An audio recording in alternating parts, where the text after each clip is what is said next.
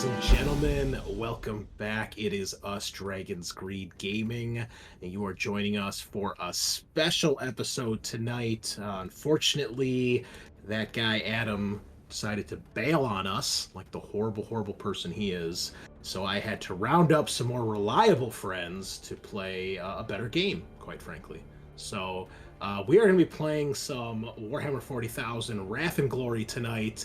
I've got a lot of familiar faces. We've got the War Boss himself is back, and Kyle has joined us. It's been a while since we've seen Kyle as well.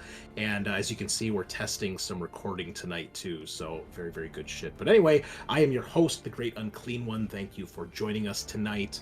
And as I said, we're going to be playing some Wrath and Glory.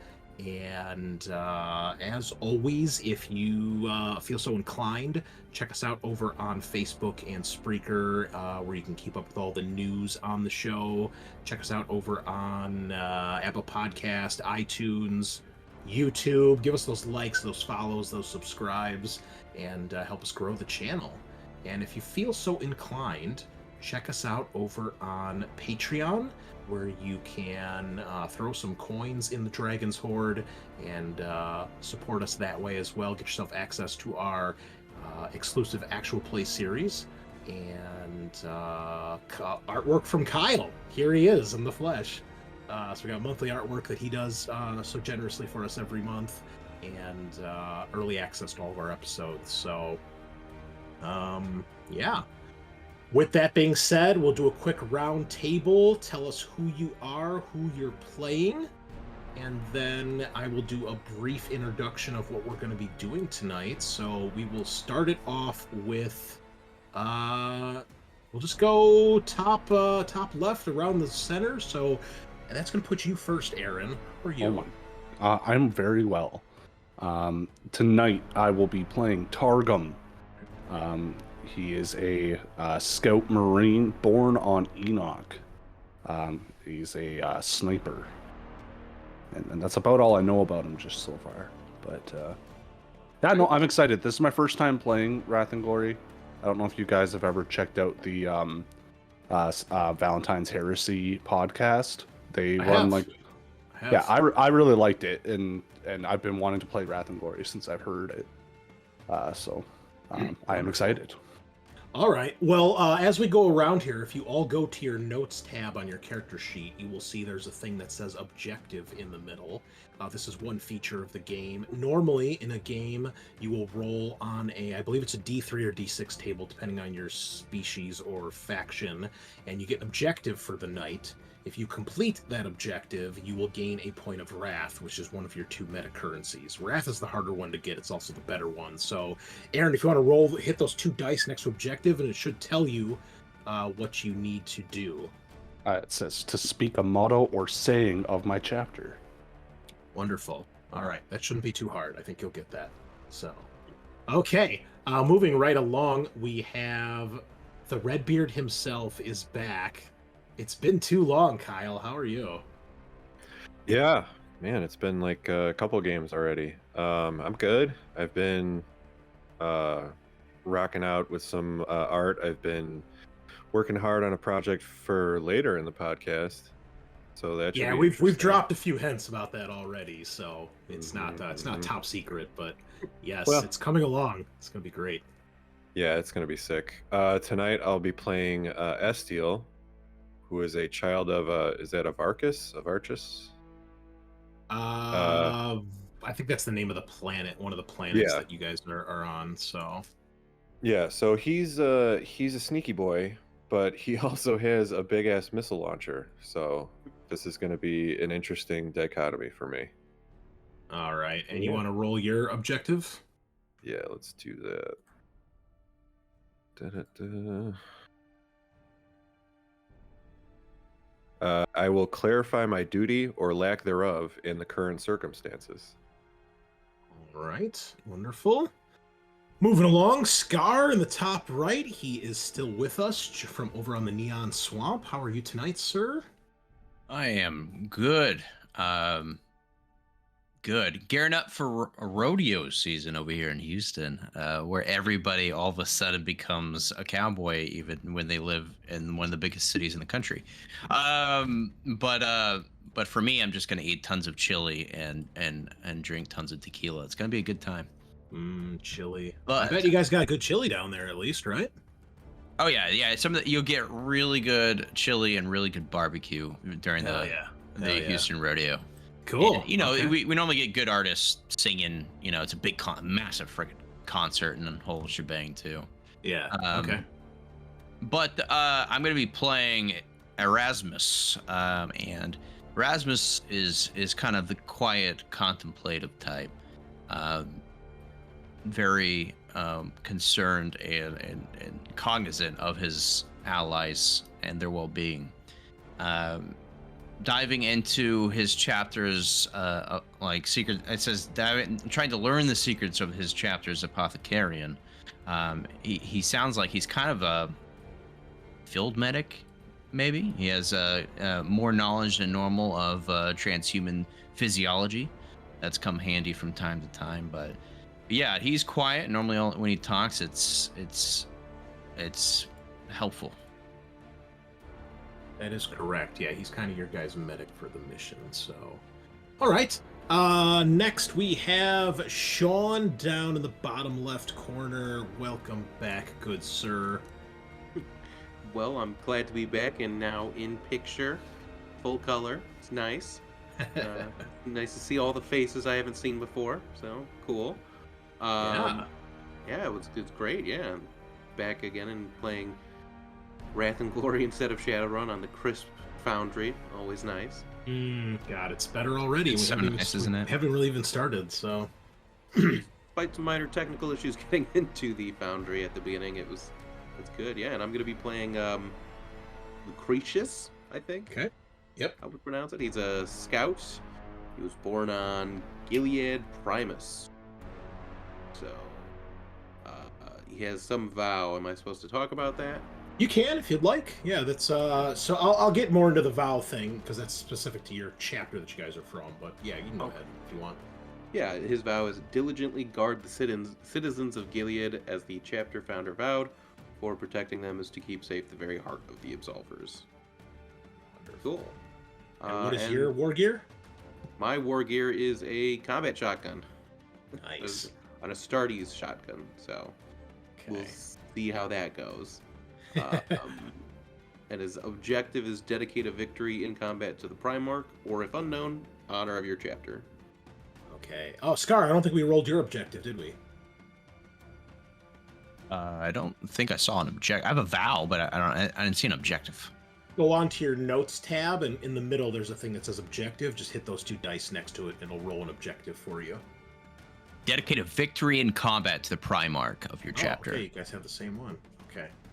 Yeah, your Primarch is unknown, which we'll get to because your gene seed is not exactly known.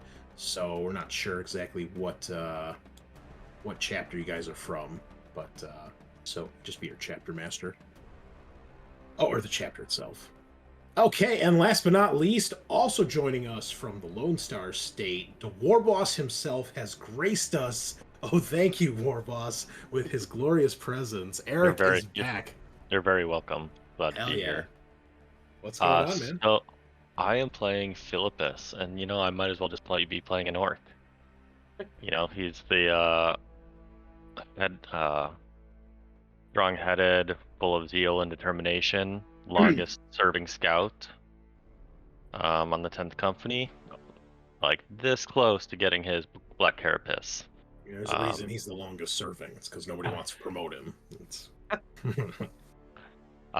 But as a personal challenge, he tries to conserve ammunition and has only fired his bolter on 3 occasions in the last year. So I'm just gonna run in with my sword, my big old chain sword. Oh, you got the chainsword. Nice. And Yeah. what's your objective? Go ahead and roll yours if you would, please. Clarity of duty, or lack thereof, in the current circumstances. Okay.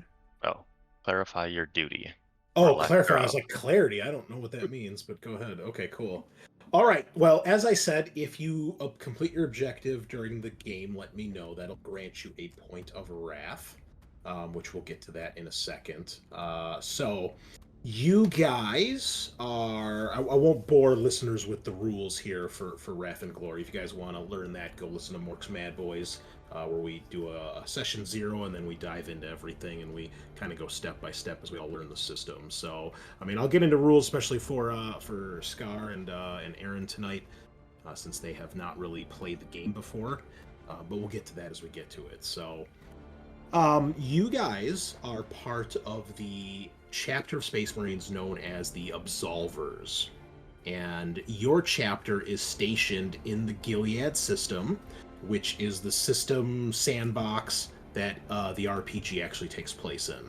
So if you go by all the actual published material, a lot of the adventures take place in the Gilead system. Gilead Primus is the big capital planet of the system, and there's a couple other planets in here as well. Enoch is another big one. It's a big shrine world, and there's a few others as well.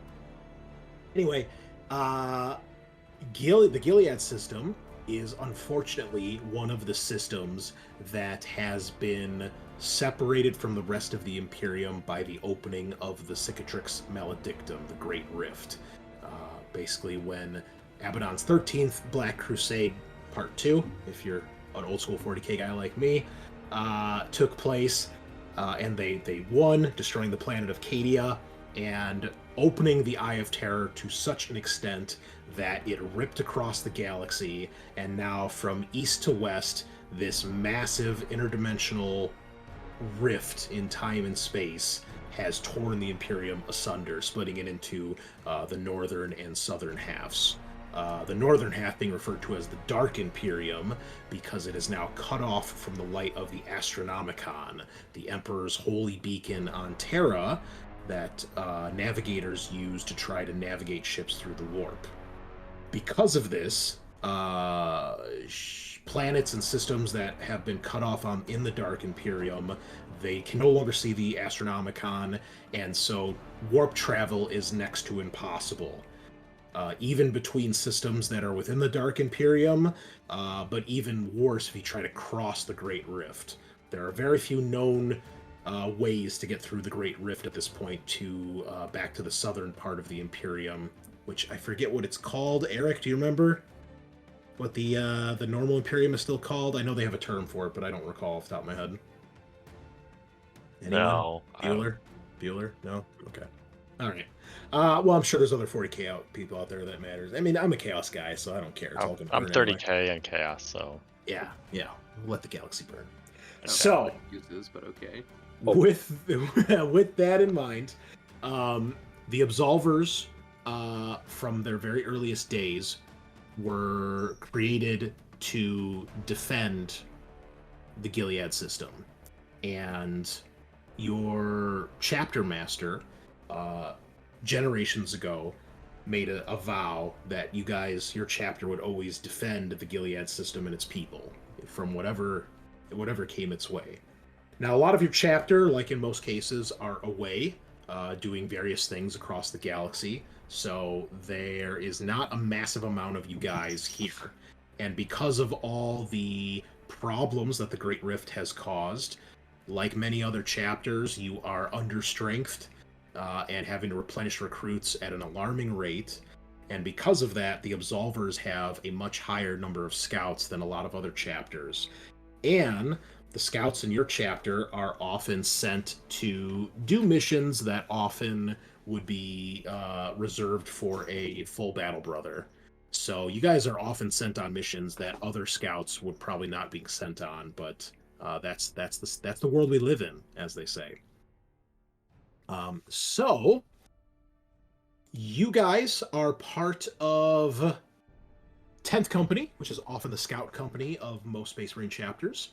You are the 3rd squad, known as the Vow Whisperers, and your sergeant is a Marine by the name of Sergeant Viridius. He's a wizened member of the chapter who has trained scouts for many, many generations, and you guys all know at this point that his kind of strongest principle in training you guys is that the battlefield is where he will make warriors of you. And even though your squad is down to just the 6 of you now. You've lost 4 members recently. He kind of takes this as another learning lesson for you guys. This is the reality of being a Space Marine. Your life is nothing but war and conflict in the Emperor's name.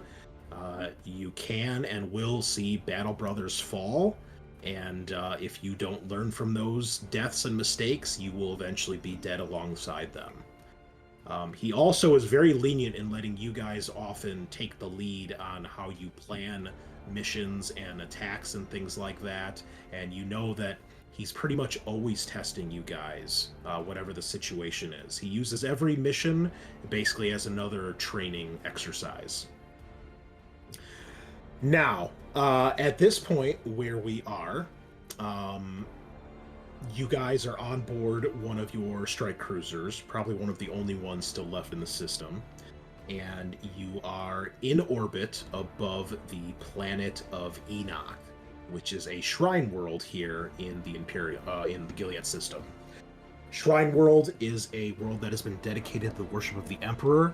It's basically an entire planet that is like one mega super church cathedral with countless of pilgrims and members of the ecclesiarchy, the holy group of the Imperium. You are called to one of basically the meeting rooms on board the ship, and Viridius tells you all to meet there, and you guys know this means you have another mission coming up. So one by one, we see you guys enter, and we'll do like a brief kind of introduction here. You guys can tell us what your character looks like, what war gear he's carrying with him, and anything else that he might be doing as he enters the room. And we'll just go again from the top here. So Aaron, you can start us off. So y'all see Targum walk in. It looks like he's wearing kind of like an all black version of the armor, as well as like a black cloak. He's got a sniper rifle slung around his shoulder. He's got a knife. Oh yeah, and he's got some wicked goggles on too. I didn't even see that. Yeah, now there's not a whole lot of scout artwork out there, of players, so you are going to see scouts from different chapters, but you guys can see on the background image here that Space Marine in the white armor. That is what the Absolvers look like. So they have white armor with red accents, kind of like White Scars. As a matter of fact, let me share this image with you, because this is the actual art from the game for an Absolver Scout. So white armor, red Aquila on your chest, and then red trim for your black trim for your shoulder pads, and then a little bit of red here and there for your chapter symbols. So, but yeah. My guys still have a black cape. Hell yeah. Yeah, he's got a black cape. He's extra. He's like Batman. But yeah, no, he walks in and he's got like these like goggles on and stuff. But yeah, he's carrying his regular combat knife, and he's got the sniper rifle. Yeah, you know him to be a little bit. A lot of you would consider him to be uncouth and childish, because he often does his prayers to the Emperor in Low Gothic. And he's probably the youngest or newest scout of the group. Okay. So for those who don't know, Low Gothic is one of the languages in 40k, High Gothic being the other. Low Gothic is generally reserved for gangers and lower class citizens of the Imperium. High Gothic usually reserved for nobles or higher ranking officers. And Space Marines would normally use High Gothic as like their common tongue, but you kind of think of like Low Gothic as kind of like almost like the slang version of High Gothic in some regards. So the fact that he speaks in Low Gothic definitely probably marks him out as being a little bit more, little rough around the edges, so to speak. So Low Gothic is American English. Yeah, you got it. Yeah. Right. Baltimore English is what it is. It's Games Workshop, right? So it is there's probably something there that those Brits were up to, I'm sure. It's okay. All right, walking into the room next, we have Estiel. Tell us about yourself. Oh yeah, so Estiel is looks like a pretty tall boy. Coming in with his armor, he's got a huge missile launcher on his back. Kind of like almost a mohawk, but matted down. And Estiel is kind of used to being in the shadows. He's a very stealthy guy, which is even funnier because his commander gave him a missile launcher that he hates, and he really doesn't want to use it, but apparently the commander gave it to him for a reason, so he's going to have to figure out if he's going to use it soon and what kind of lesson he's going to learn from being a forward, like blunt force kind of guy rather than a stealthy guy. So we'll see how that goes for him. Yeah, you know that Viridius has given you this because eventually when you become a full Space Marine, you will have to be versed in all ways of war, not just stealth. Being a scout, you learn stealth first to try to keep you alive, but eventually you're going to put your big boy pants on, your big boy power armor on. So, all right. You take a seat at the table. You guys are in this room with a long table. There's lots of cogitator banks and screens that are lit up. Maybe a servo skull or two flying around. Lots of industrial deck plating and sigils of the Imperium and the Imperial Eagle all over the place. Joining you next is Erasmus. So, Erasmus has pretty warm personality. Unlike a lot of scouts when they undergo the arduous surgeries and lose a bit of themselves, Erasmus still can recall all the details of his previous life. So he's a little bit more grounded, a little bit more down to earth. He can relate with the people of the planet a little bit better, and he cares very much for them because of that. But other than that, he is a little bit more reserved. Like I said, he's quieter, and he's always in kind of a good mood. What's your weapon of choice? Oh yeah, he's got a big old classic bolt gun. The Holy Bolter, classic. All right. Did you know it shoots bullets the size of soda cans? Exploding grenades. Yep. Okay, next to arrive is Lucretius. Cool. So yeah, Lucretius. Balding. Kind of lighter on the armor, it seems. Wielding a shotgun as well as a trusty combat knife. When things go wrong, you can always pull out that knife. Despite becoming a scout, going through arduous suffering, he seems to be pretty satisfied with life in the Corps. He's pretty happy where he is, which seems to be unusual. That makes one of us. Yeah. Someone happy in the 40k universe? Sheesh. Consider it lucky. Yeah. Can be really fucked up. Yeah. Yeah, maybe he has some secret backstory. Orcs seem happy. Oh yeah. They are. Skill-wise, I guess he's kind of just average in a lot of things. So. Okay. Nothing too good, nothing too bad. Yeah, sorry you got the short end of the stick of the character art. That's from first edition Wrath and Glory, but it's the only scout I could find that actually had a shotgun. So. Listen, I think the Crimson Fists are cool, so I don't mind this art. Oh, I don't mind the Crimson Fists either. It's just when you compare this to, let's say this. Yeah. Okay. There's a superior piece of artwork, let's be honest. One of the artists might have gone to college, and the other one they found somewhere else. DeviantArt. Yeah. DeviantArt. Oh, man. Okay. Got pictures there, too.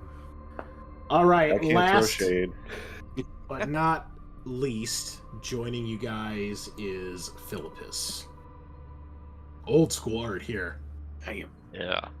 I love the older art. Short-haired, like high crop, very like what would you probably see in like military nowadays. Just bolt pistol and chainsword. newly oiled and ready to fight. Philippus is known to be very reckless, especially lately, trying to prove himself. Just because he's come so close to getting out of the scouts, and he's either gonna die with honor or get that carapace. All right. So the group of you eventually join up in this this briefing room where you often have missions assigned to you. Is there anything you guys wish to discuss? You probably have a moment or two before anything before Viridius gets here. Do we know each other? Yeah, you guys are all part of the same squad. Probably know each other better than we know anyone else. Yeah. I mean, the only other person that's part of your squad is Sergeant Viridius, and the other 4 members of your squad have all died over the last probably 6 months. So, damn. A couple things you guys know about what's going on in the Gilead system. You're all aware of the Great Rift and that how it's torn the galaxy asunder.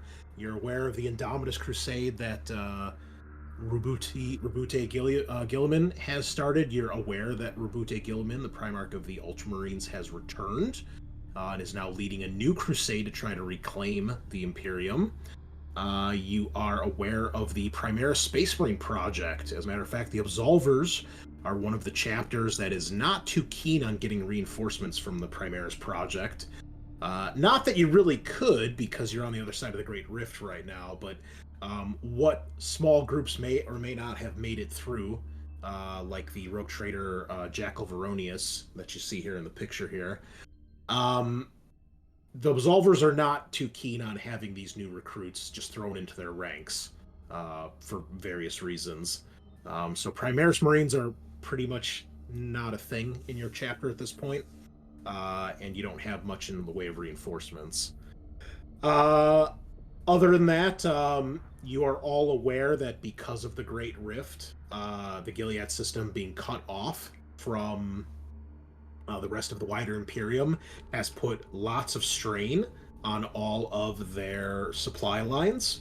In particular, ammunition is hard to come by, and specialized ammunition for things like bolt weapons and some of your more esoteric weapons like your missile launchers, your plasma guns, are even harder to get a hold of. So everyone in the Absolvers at this point has taken to trying to conserve ammunition as best they can and focusing more on melee kills when they can. This also kind of plays into a little bit about kind of a reputation the Absolvers have. Many people think you guys are either from the gene seed of the Ultramarines, because you are a fairly codex adherent chapter. You don't really deviate too much from what Gilliman put down in the codex. However, you guys also have a reputation for being a little bit crazy when it comes to close combat and melee. So some people think you might be descended from Sanguinius's Blood Angels, though no one ever says that to an Absolver's face. But it's definitely whispered about. When you guys get into melee, it can get pretty bloody. And with the white power armor, it's not a good look. So those two things go together really well. Conserve ammo and potentially murderous psychopaths in melee. So, there's that going on too. But that is the current situation and state of affairs in the Gilead system. You guys find yourselves waiting for a few minutes, and eventually the door at the end of the room opens up, and you see that Sergeant Viridius walks in. Much like you guys, he's wearing scout armor, so he's got just the half plate that you guys currently have. You guys do not have full Space Marine power armor yet. Once you become a full Battle Brother, you will gain one of your final Space Marine implants, which is the Black Carapace, which allows you to bond and connect to the power armor. Without that, you would just be in a big suit of armor that wouldn't actually work. But alongside him is a fully armored Battle Brother, who you guys would all recognize as the captain of the chapter. And when I say captain of the chapter, what I mean by that is the chapter master of the chapter is one of many Marines in your chapter that is away from the Gilead system when this all went down. So Captain Akahir is a guy who's only been a Marine for a few years. He became he's been a full Marine for only 3 years. And he has already worked his way up to the ranks where he's basically replaced the chapter master as the overall commander of all your forces here in the Gilead system. Some people don't like this, especially some of the older Marines, but he is thus far has proven to be a very capable commander, and he's got the blessing of your one of your company chaplains, which goes a long way in this group. He is in full battle Space Marine battle armor, and he has his helmet off under his arm. He's got kind of a ragged goatee around his face. His hair is very short, buzzed, close cropped, big, thick eyebrows, and his left eye is covered with a fairly simplistic bionic eye from an injury that he sustained. He also has a lot of scars, not just from the ritual scarring that you guys do in your chapter, but also from the last 3 years of violent service that he's been through. His claim to fame is battling many demons when the rift first opened. So you see them come in. All of you stand to give your salutes, your Space Marine battle honors, whatever it is, signs of the Aquila, and they tell you to be seated. And Viridius says, "Good to see you all." And when you see the captain, you know this has got to be pretty serious. Usually he doesn't give you guys briefings. And he looks over you all one by one. And he says, "Vow Whisperers have a special assignment for you." And he's looking at each of you one by one. "We have another scout, neophyte Marius, has gone missing.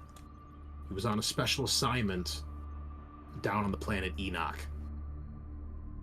We have learned that there is potential illegal and illicit manufacturing of holy bolter rounds, possibly even remanufacturing of spent bolter rounds. Marius was sent to look into this, but we've lost contact.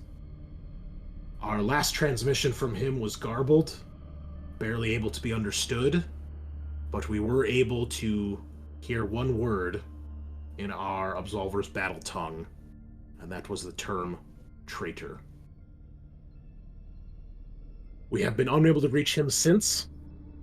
I want your squad to go down to Enoch, find him, try to reconnect with him if possible, and assist him and get to the bottom of this potential heretical remanufacturing of bolter ammunition.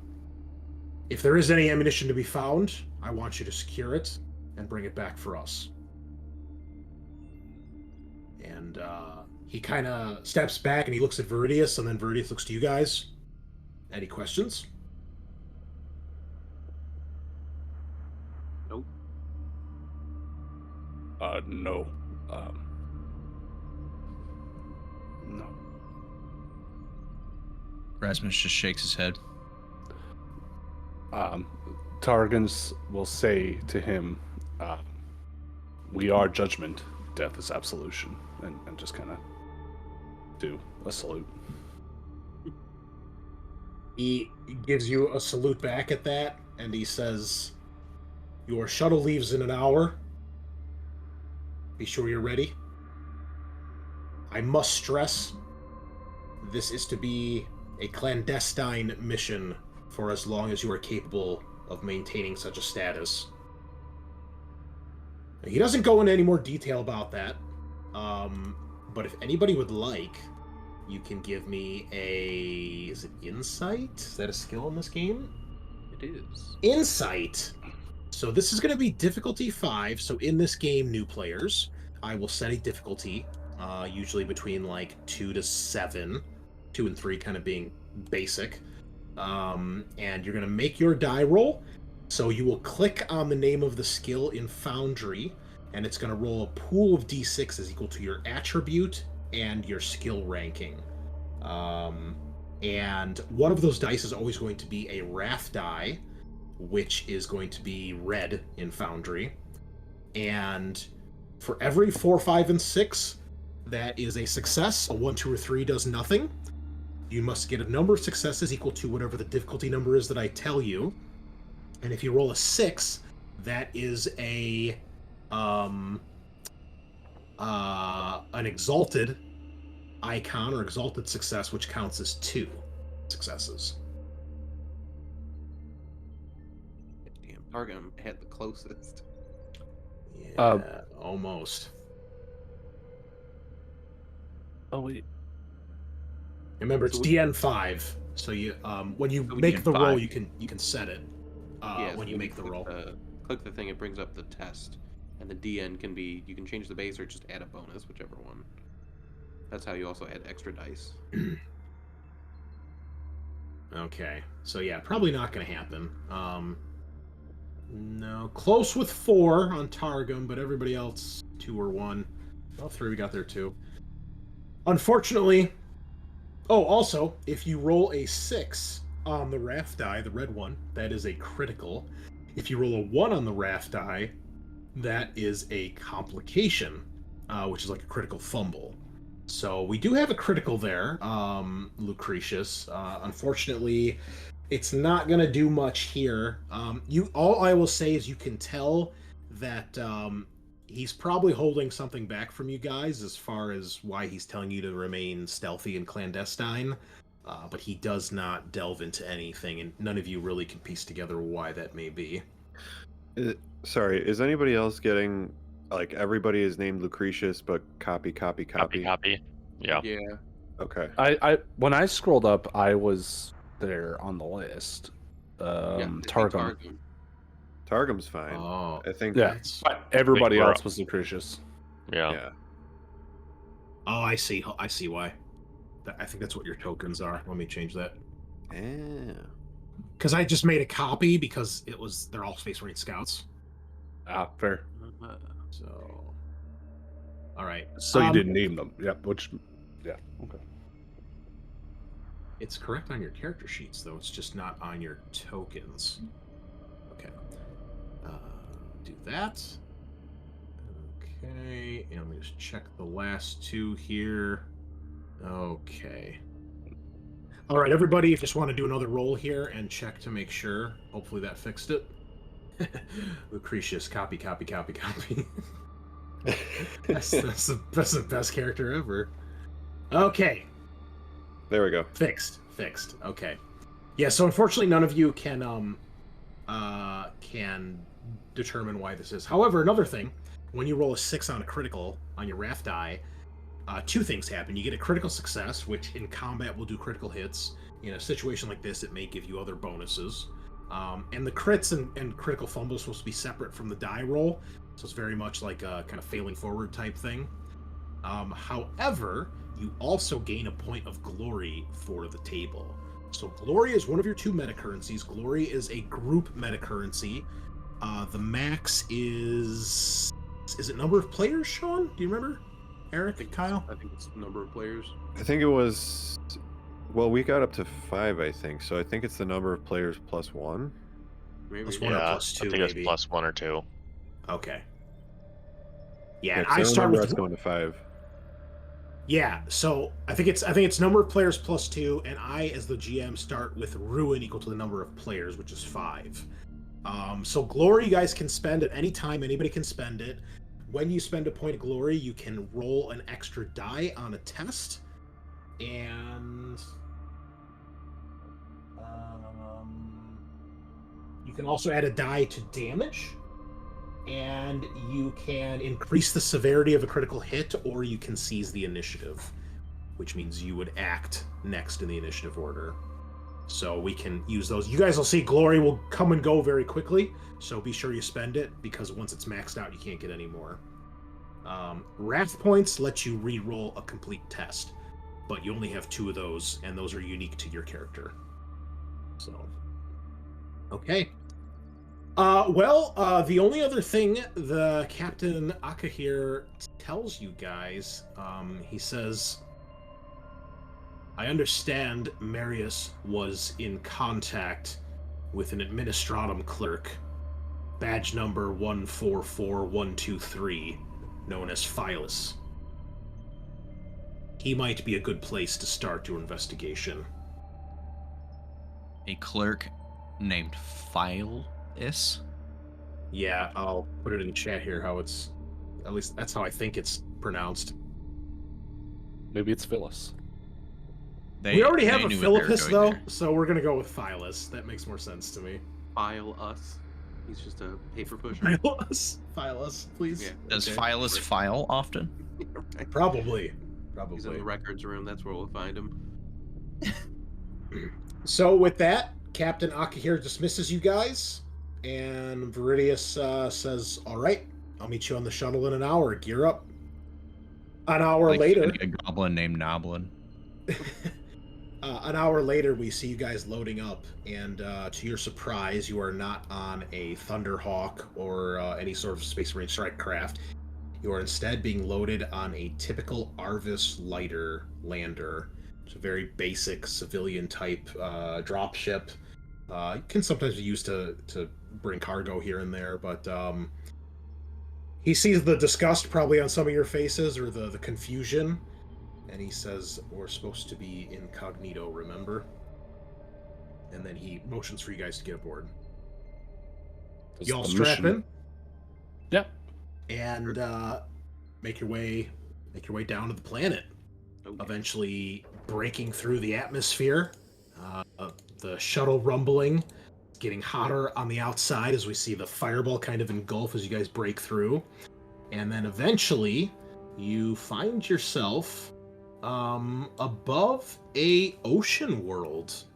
The ocean world of Enoch basically has a chain of archipelagos and islands and small continents that are kind of around the equator of this planet. The rest of it being pretty much open water. Much of it, especially around where the islands are polluted and disgusting. But further out to sea, it is still relatively clear, and you guys do know that there's a lot of... that's where they get a lot of their food source from this planet. When you get closer to the continents themselves and the land masses, you can see endless lights. Obviously of civilization, of these massive cathedral cities and like megachurch complexes, massive candles and flames that have been lit to honor the Emperor. And as you get closer, you're soaring over an area where the full display of the ecclesiarchy's wealth and power are on display. You have these massive, massive buildings with huge flying buttresses, Gothic architecture, steeped, steeples at the top, pointed roofs, massive multi-stained glass windows, and the symbols of the Imperium everywhere. The Aquila, the symbol of the ecclesiarchy, lots of gold, lots of displays of wealth, and many servo skulls flying around as well. However, you do not land in one of these, shall we say, nicer areas. You eventually find your craft going towards one of the coastlines, and you eventually leave the brightly lit, kind of almost glowing sections of this area you're flying over, to where you get to a very drab-looking area of the city. Lots of gray, lots of concrete and ferrocrete and hab blocks. Nothing like the rest of the display. And you guys can all tell as you guys are landing, this area looks newer. This looks like a lot of temporary hab blocks and temporary housing. Clearly not part of the original city. And you guys eventually land on one of the big, massive landing platforms that are dotted around. As you guys do, you see there are just a horde of people, just masses of people pressed together, working their way through the streets. Some of them clearly looking up to you, your landers. You guys are coming in, and some of them rushing towards the landing platform as if they're hoping that perhaps you guys are bringing something cool for them or something good. And but otherwise, it's what you'd expect on a typical Imperial planet. If anybody would like, you may give me an insight test. This will only be difficulty 2. Might get some more information here. Oh God. I changed the dice to a nice sound to metal. It is not pleasant. Okay. Oh, I was approved, but I got a wrath complication. Okay. So you did pass, but you got the complication. It looks like just about everybody passed. Yeah, those 6s doing work there. Okay, so everybody passed. Miles out here getting 5 successes. Okay, so a couple things happened first off. All of you who passed, you guys know that because of the supply shortages, many refugees have flocked to Enoch out of all the other planets in the system. You know, it being a shrine world, many people turn to their faith in the Emperor for comfort and a way to get through, you know, the day, so to speak. And because of that, the planet is suffering from severe overpopulation, and because of that, severe food shortages.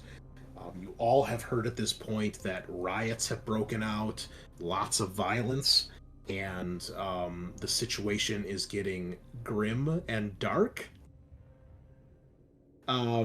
So it's not good. You all realize that some of these people are probably hoping that there's some food aboard this lander, but you can see that you know, there's Imperial Guard soldiers, maybe Planetary Defense Force soldiers that are guarding the edges of the platform and the entrance. So currently the barricades are up. You know, it's like a Sky Shield landing pad. So the barriers are up, so they can't cross over it. But you do see them pressing against the edges, obviously craning their necks to see, you know, what's coming out of this lander and is there food. And, you know, you're worried that perhaps that could devolve into something worse. But as you guys are landing, Viridius is kind of got, he's standing, he's holding on to one of the like the bars above on the ceiling as you guys are landing, and you guys are all strapped in your seats, and he's kind of giving you guys a quick briefing, and he says, I will remain here in the lander. I'll be in Vox communication, and he gives you guys, you know, one of your private Vox channels to refer to, and he says, you are all leaders, and you are all soldiers. I expect you to conduct yourselves as such, work together, show initiative, find Marius, or what's become of him, get to the bottom of this manufacturing debacle, and secure any ammunition. Do not let the captain down. And he looks to see if any of you have any questions, and if not, he gives you a nod, and then he walks over to the switch to open up the cargo door. All right. He hits the switch. Now you guys are like, you guys have been given like cloaks to kind of conceal yourselves. You're still a bit bigger than an average human, but with so many people, you guys are confident you guys would probably be able to kind of blend in and just look like a really tall dude. You know, because you don't have the full power armor, your silhouette is not as noticeable. You don't have all the implants yet, so you're not quite as big as a regular Space Marine. So you guys have your cloaks, I assume probably hoods up, and he opens the door opens up, it's like one of those ramp doors that lowers down, and then you can just see and hear probably hundreds of people around this platform. And when you guys walk out, you can see that there's obviously people shouting, you know, some screaming for food, for help, and things like that. But obviously they can tell there's probably not any food coming off of this this lander. Now, Targum, you rolled a Wrath complication, so you just go ahead. There's a D6 chart that you can roll on if you hit that roll complication button. Now, it might not make sense, so we might have to do a little finessing to see how this fits in the story for an insight test, but something bad has happened. Okay, Lost you've item. lost an item. Okay, I don't think that quite makes sense given the situation here. Um, but what I will say is that when you guys do get down the platform and you're down the ramp, as you guys are approaching the entrance to the landing platform, uh, people obviously can see. Maybe somebody recognizes. Maybe somebody catches a glimpse of one of your Aquillas, or somebody pieces two and two together and they realize you guys aren't just some random schmucks. And someone shouts out, "It's the Emperor's angels! They've come to save us! They've come to help!" And this quickly begins to spread throughout the crowd as people are awing and oohing, pointing, some of them reaching just to place a hand upon you. And it's not going to be as easy to fit into the crowd as you guys were hoping. What do you all do? Erasmus just kind of has sad eyes as he looks at everybody. He still cares about like the common person, so he sympathizes with them. As you get closer, you can see these are definitely refugees. They have very little in the way of belongings. Clothing is dirty and unkempt. Hand-me-downs, very worn, very patchy. You can tell these, they're even worse off than a typical Imperial citizen. And many of them look very starved, malnourished, hungry, dark circles under the eyes, very anorexic looking. You can see sunken in faces, and clearly people who have seen better days. Well, we need to find that Phyllis, so we should probably go to wherever there's an administrative building of some sort. Yeah. Targum is actually from Enoch. Would I know where this is? Give me that'd probably be a scholar test. That's kind of like an intelligence type test. And I'll give you a +1 bonus, which will give you a bonus die. So be sure you put that in when you make the roll. Okay. This will only be difficulty 2.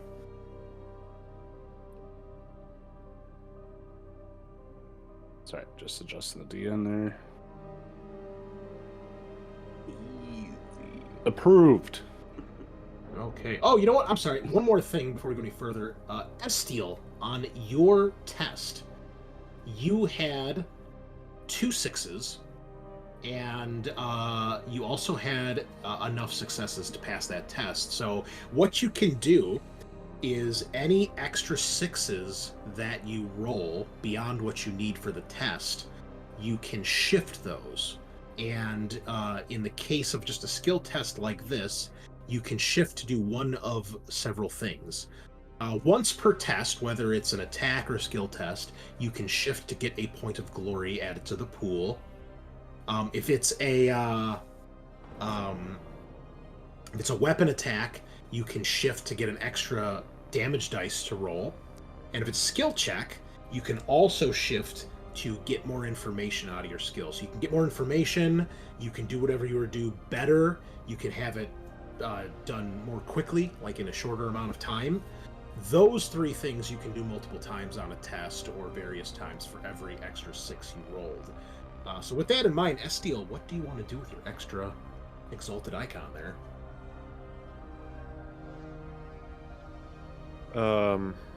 Let's see. Where are we at with glory right now? We got 1. I mean, we could just throw that. We could throw another one in there. Okay, now if I recall, I think you can left-click on the actual dice, and so you will can shift glow it. red, and then right-click to shift. Yep. Because Foundry is superior to Roll20 in every essence. We know this. And Cubicle 7 actually gives 2 shits about their support for it. It's true, yeah. Mooman was actually asking for help because he's like, I can't do the Foundry stuff for all 4 of their games. Like, we need people. Please apply.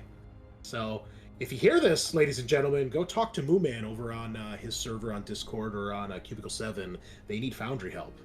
If you want to help make Foundry shit, do it. Okay. So with that in mind, you pass the test, Targum. You do indeed know there is a local administratum building center, and you think that's probably the best place to start. Yeah, so Targum will just start walking that way, and he'll say, "We're to the administratum, this way." And he'll like shove through like these people. He's having complicated feelings because being back on Enoch, he was expecting to feel more at home, and he doesn't. So. Okay. Okay. Yeah. All right. I'm gonna make a quick roll here. Okay. Nothing terrible happens. You see some people that are a little taken aback. People are tugging at your robes and, like I said, trying to lay a hand on your armor. But when you start to push a few of them out of the way, for the most part, they stay out of your guys' way. Nothing bad happens. No riot or anything like that starts. But you can hear them, especially for Erasmus. You can hear them as behind you guys, like, please don't leave. Help us. You're supposed to be the angels of the Emperor. And it probably breaks one of your two hearts. Luckily, that other one just keeps pumping. Yep. That's why he gave you two. You can have one to care with and one to wage war with. Yeah, So, we're Time Lords. I forgot about that. So it's not too far away. It's maybe a couple large blocks at best, but you guys are met by more of the same urban decay and quickly established hab blocks here. Eventually, you get more towards part of the city proper, and you get to this administrative building that's not too far off. And this actually looks a little bit more permanent. It's got symbols of the Imperium, of course, skulls and other awesome Gothic architecture all about. And the administratum symbol is on the door right in the center as you guys make your way up the stairs. When you guys enter, you're in a large hall, as with most Imperial buildings, and there are basically kind of like teller booths, like at a bank, where you see a couple of them are empty, a couple of them have scribes and clerks working about, and this looks basically like, for lack of a better term, like a big lobby. A couple of the clerks look up to you guys, but nobody says anything, and everybody quickly goes back to work. And you see a couple servoscopes flying here and there through openings in the walls or like windows to other rooms down the hall. Otherwise, it's rather quiet in this room. You just can hear like the sound of a quill on parchment or the clicking of a keyboard or other mechanical device. But other than that, once you guys close the doors, it's kind of back to being quiet in here. Yeah, we inquire. Yeah, we should talk to someone. Do we see anyone sort of by themselves or in some kind of reception desk? Or Yeah, there's a couple people at these teller booths. Each of them have their own. So just one person to one booth. Anyone looking particularly nervous? No, they look at you guys and they quickly go back to working. Whether they recognize you or they just don't want to be caught not working, you're not sure. Yeah, we're concealed pretty much right now, right? Yeah. Well, you make your way up to one of the desks. There's a woman there. She's got simple administratum robes on, and she looks up, and when she sees you guys, she immediately gives you the symbol of the Aquila like this. And you hear her, she bows her head, and you hear her mutter a small prayer to the Emperor. She clearly recognizes you guys as the Astartes, but she doesn't make like a huge deal of it. And she says, "How may I be of the Emperor's service?" Vilas, where is he? She checks one of the little computers she's got at her desk. She starts clicking in some numbers. And she says, "Enochian clerk, badge number 144123, Philus. Is this whom you seek, Lord?" Nod. She says, "Right this way." And she steps out from behind the teller booth thing that she's at, and she takes you through a set of double doors. You guys go down a long hallway, and eventually you get into this large room, which you guys would recognize as a labor hab. Basically, it's a room with just endless small cubicles. It's like office nightmare, basically. But it's worse because these cubicles, they're like set into the ground. So you guys are like up on like a raised platform, and then you basically step down into your cubicle. And what's even better about these cubicles is not only do you work here, but you get to sleep here too. There's a little fold-out bed, so people can be super efficient and really only have to leave to go get food, use the bathroom, or go do their prayers to the Emperor. Yeah, I'm gonna need you to come in convenient. on Saturday. Yep, and Sunday, and every day, basically. So it's Japan. Yeah, 14 hours a day. It's easy. You're fine. You still have 10 hours. It's not bad. You're almost done, man. You're almost halfway. Right. So you see many clerks clicking away at their councils. All of them look up, and as you guys walk past, you can hear many whispers. It seems a lot of them recognize that you are probably Astartes, even with your disguises. But the woman with you gives them a sharp look, and most of them go back to work. And eventually, she brings you towards one cubicle, where you see a rather diminutive figure who has a clean-shaven head. You're behind him. He's got the symbol of the Administratum tattooed on the back of his head in black, and rather simple robes as well. And she stops. She says, "Phyllis," and he turns, and his eyes kind of go wide, and says, "You have visitors." And then she looks to you, Scaarr, Erasmus, and she says, "Should you need anything else, let me know." What is your designation? I ask her. Oh, okay. Aricana, badge number 536287. It is important there is no record of our arrival. As the Emperor wills it. And then she gives Phyllis a sharp look, and then she leaves. She turns on a heel and leaves. And Phyllis immediately bows his head very graciously to you guys, and he says, my lords, how may I be of assistance?" You were talking to one of our brothers. "I was. Lord Marius, yes." And he kind of like risks a glance up at you, like to see if it's like okay to like kind of stand up. Yeah, I nod. I scowl at him so he understands it's not okay. Oh shit! Just He's kidding, just conflicted kidding, just and doesn't know what to kidding. do. I'm supposed to be like a nice one. No. I'm I just was like, kidding. wait a minute, you're the nice guy. Targum will say to him in Low Gothic, "Please stand and speak freely." His eyes kind of go wide with surprise at that, but he does as you say, and he straightens up a little bit. You see, he kind of wipes down his robes, trying to look a little more presentable, and he says, "Yes, I was working with Marius. He had it's been some time since I last saw him, but I had informed him of some things that I thought were worth reporting. No one else really seemed to listen, and one day he came and spoke to me, and I told him what I had seen and heard and learned, and he seemed to take an interest in it, so I felt it must be important if an Astartes was looking into it."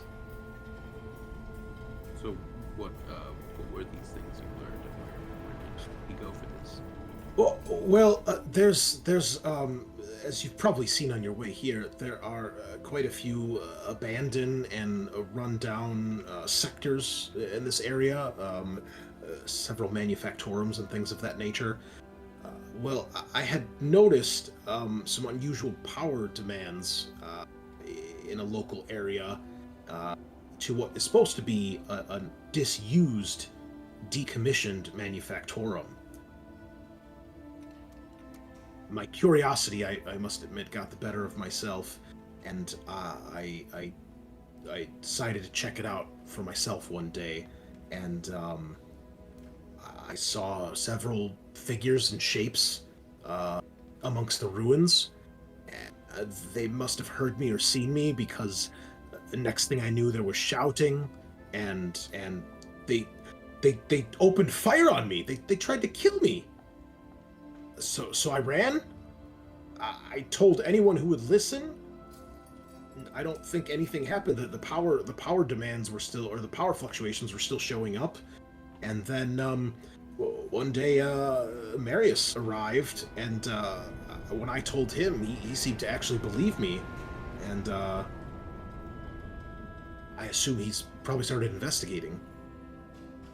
I insight him. Sure.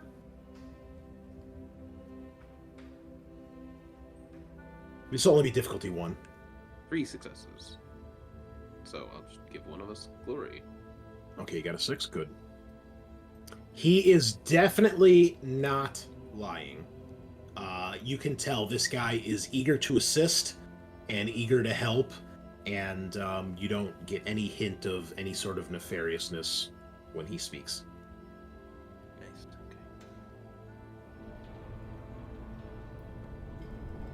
Okay.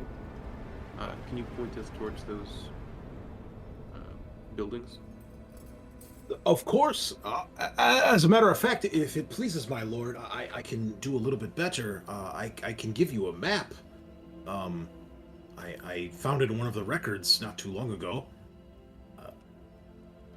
And he, you see that he starts typing in some commands to his council, and he asks you for like a clearance code or something, and then he basically like downloads it or sends it to you guys, and you guys get a map of this place and where it is. It's not too far. It's maybe a mile away at most.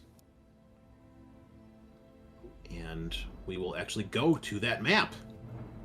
Nice. So this here in the middle is the reactor. Dark, we can't see. Yeah, Mu- I don't own a token with changed vision. it. I changed it before. Oh, because I have global illumination on, but token vision is on as well. Fuck you, game. Oh, nice map. Very cool. So in the center here, this is the reactor, and then this black line down here, this is the main entrance. Okay, and then there's various amounts of like these are like conveyor belts that you see here. Lots of storage containers and things like that. But it's an overall view. There's nothing you have to necessarily worry about right now. But he does give you the map, and then he shows you like where you guys can get to it. It's not terribly far away. You can probably get there in like 20, 30 minutes, maybe, walking. When was the last time you actually talked to Marius? Oh, a few days ago. Maybe a week at most. And that seems to check out with the timeline that the captain would have given you. Right. That's all the questions I got, boys.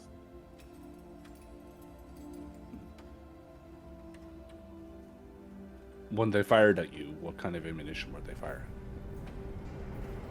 Ooh, does he know what that is? Let's see. High or low? I'll go high. Oh, I'm no soldier, my lord. I'm not sure.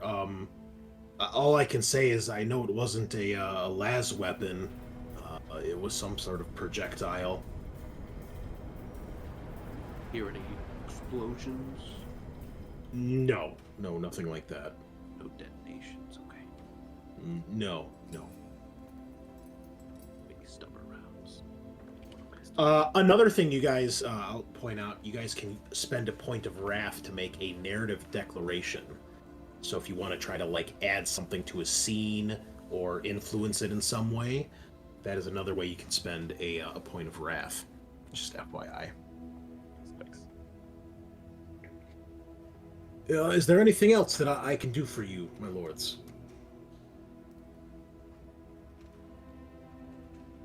We are good.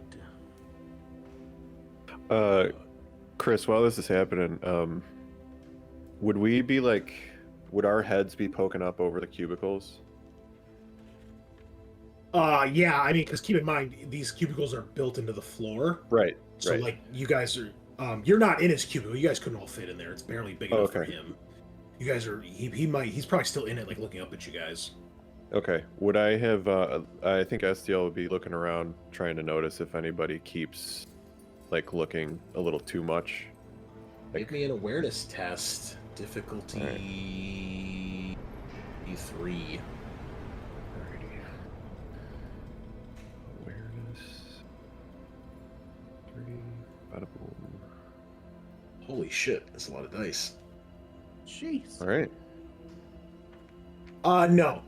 You see that, occasionally somebody looks up at you guys, but it's probably just getting a first glimpse of you. But after the initial, like, shock and awe of seeing an Astartes, it seems that's kind of worn off at this point. Okay. Well, that's good. Any other questions for your new clerk friend? No, Targum doesn't want to speak his mind in front of this person because Okay. yeah. So once we're like, he'll have something to say, but not till we're out of this scene. Or out of All this. right.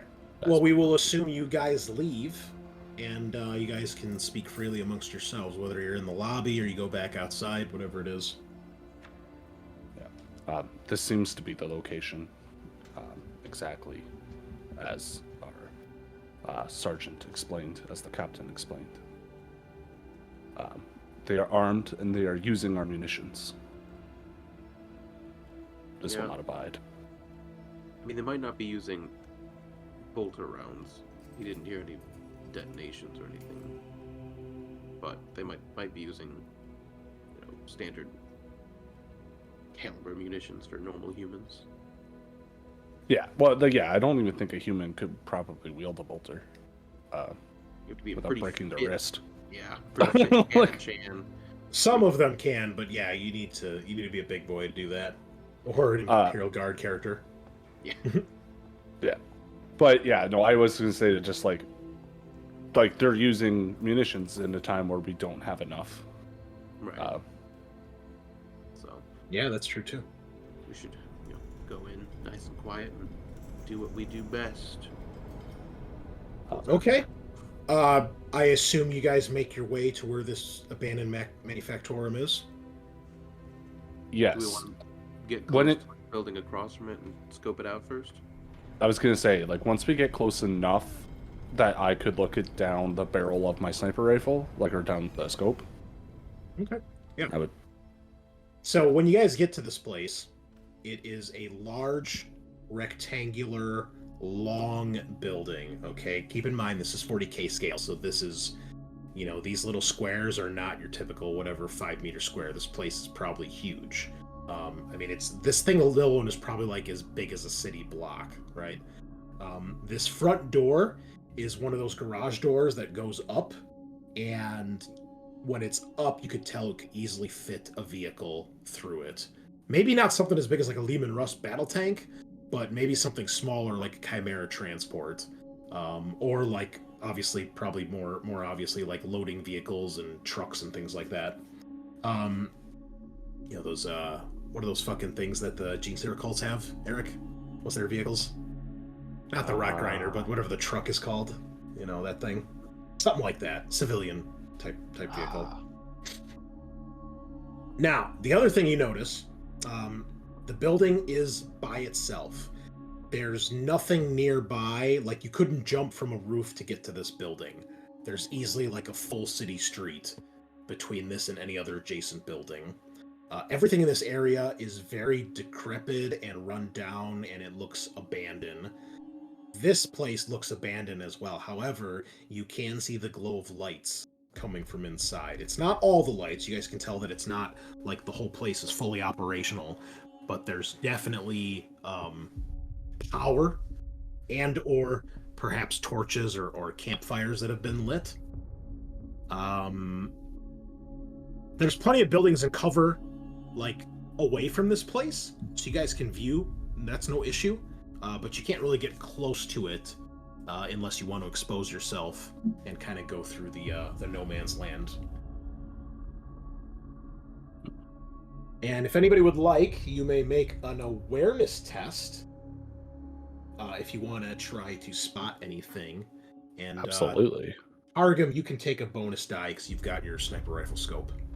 Oh, fuck yeah. What's the DN on it? This is more successes you get, the better. Oh, okay. Where the hell? Targum got 6 successes with 1 shift possible.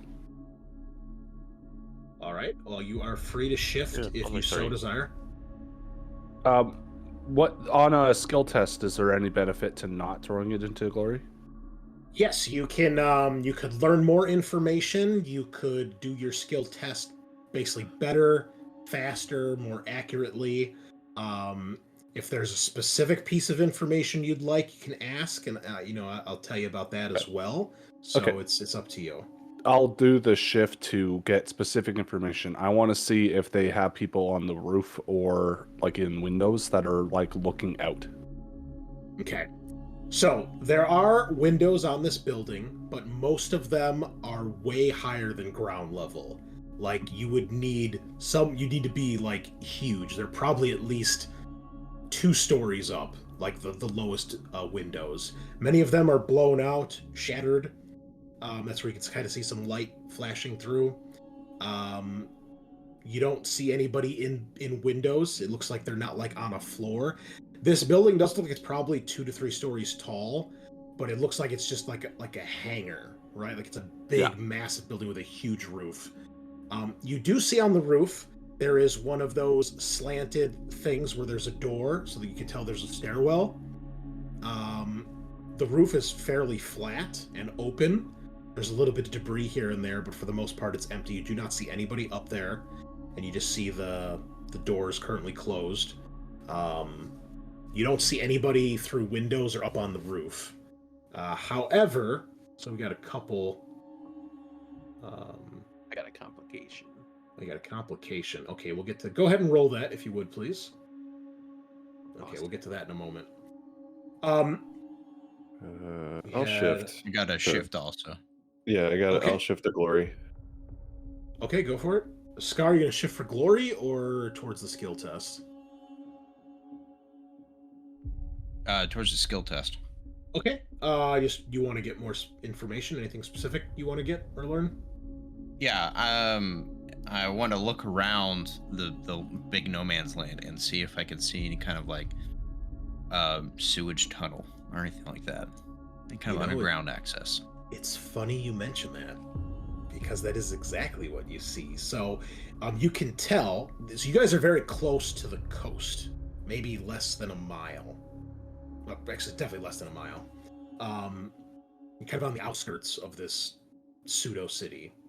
On the map here, where I'm putting the ping, you can tell this is an entrance to some like sewer piping of some sort, and it goes towards the east.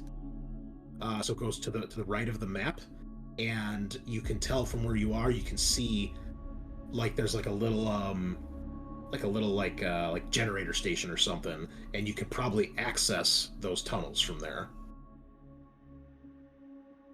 We had a couple other successes too.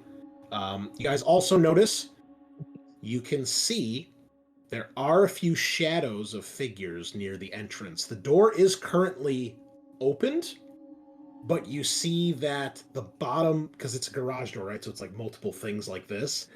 The bottom panel is hanging off a hinge, so it's like that, kind of blocking the entranceway.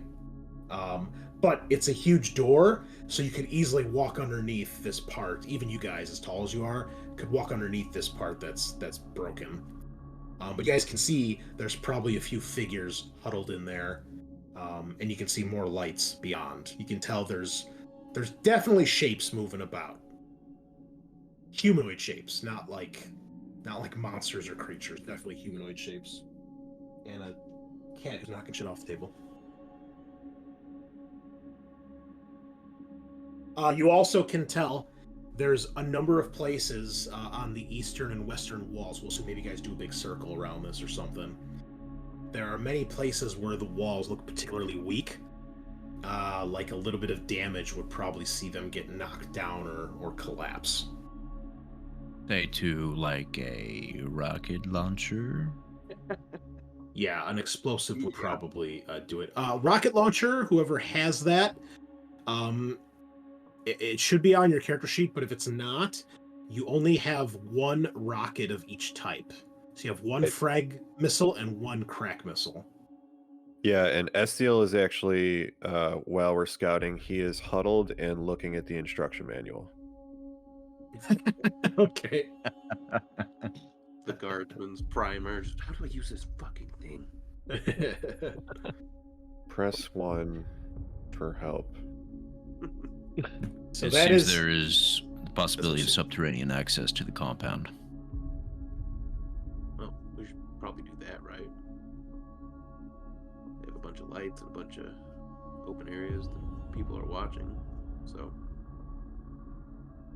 Our best way If in. we get to that generator place, we might be able to shut off power to the building as well.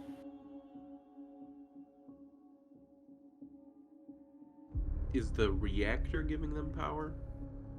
you can't tell. You'd have to get inside. Hmm. Causing a meltdown, right? I'll tell you Don't what. If trust anybody, Scaarr. someone can try a tech test. We'll see if you guys can figure out what one of your auspex is, because I'm sure there's an auspex in the squad. It wouldn't be a very good space marines without an auspex. Oh, Yeah, tech. well, I don't think tech is exactly your guys' specialty. So It's I was never gonna say, hurts to try. Feeling like Oh Griff's my going God. whoa, just roll 3 6s, why don't you? And a critical. It's not even hard. Why are you playing the game? Just win, bro. Holy shit. Okay, well, it's only difficulty 3, so you only need 2 of those successes. So you can shift. You got a critical, which should give you guys a glory. You guys are up to 5 glory now. You can get 1 more, and then you can shift that 6 as well for something if you'd like. Can either get another point of glory. I think Or- let's get the max glory. It's going strong. Sounds good. All right. So, you pull out the auspex, you do a couple readings, and you can tell that there is a little bit of power coming from the generator, from the reactor. Probably not as much as if it was full powered, but there definitely seems to be some. You're guessing it might be like on a backup mode, or maybe it could be leaking as well. Actually got a critical, yeah, you can tell. It's probably leaking, and you're probably getting small amounts of radiation reading here. Nothing that you guys have to be worried about unless you, stayed there for a long time. But it's definitely not a place that humans should be hanging out for any prolonged amount of time. I relay that to the team. Oh, cool. If this was Would it alien, you'd be- have to take a rad test. Would it be prudent to split into 2 teams since we have a rocket launcher and sniper rifle with us? Begin taking out the outside defenses, enter in with rocket launcher while another recon team goes in from the underground. Right, but we want to keep this clandestine as much as possible, right? So if we can just kill them quietly with knives and swords. I mean, my sniper is silent. Ben. Don't think a chain sword is silent. I You don't think turn a on. chain sword The is Codex silent Astartes either. does not adhere to this, brother. It's a chain Somebody else club let at me this borrow a point. knife. It is quieter than a rocket launcher, though. It's true. Well, it's also like there's Chain. nothing. You said that we're a couple city blocks away from the next closest thing, right? Yeah, There's this area looks pretty dead and uninhabited, other than whoever's in this building. Hmm. So I think short of airstriking it, we can kind of do whatever we want, and no one else is gonna know. I mean, if you guys fire your weapon or shoot the rocket launcher, people will definitely hear.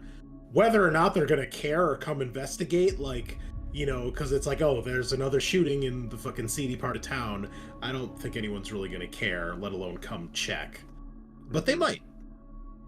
But yeah, you're not there's no one around, so you don't have to worry about collateral damage on civilians, at least.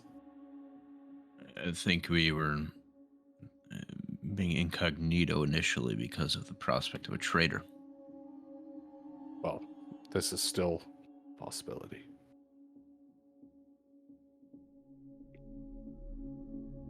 So, yeah, do we want to have some people infiltrate while the 2 long-range people just blow the shit out of the building? Out of character, I'm just making suggestions because, I mean, if I had a sniper rifle, I would want to use it. I do want to use it, but I also have like a really good stealth score, and I think so does the missile launcher guy. I Yeah. think So, he like, has a you all stealth do. score. You all do because you're scouts. The stealth Oh, is one okay. of your starting skills. So Okay, because yeah, I got a 7 pool on that. So like, For clarity, just so you guys don't have to guess, most of your stats are identical with like maybe a 1 die difference one way or another. oh okay, And the only exception to that is Erasmus, who actually has ranks in the Medicaid skill. okay, perfect. Never mind. But Yeah. because so the way it works when you make a character, if you pick something like a scout or any of like the archetypes, it comes as a package when you make your character, and you get a bunch of skills to start with. So it's like, okay, I pay 170 points, I get these stats, I get these skills, and I have 30 experience points left to spend. So that's why there's only a minor difference between what you guys are capable of. Nice. Okay. Well then, yes, that is a good suggestion. I don't want to be like so far away because I again, we're in a bullet shortage, so I want to be able to run up and also get violent. Yeah, like I said, it'd be like running across like a large street, maybe like a 4 to 6 lane highway to get like from where you guys are to the building. Okay.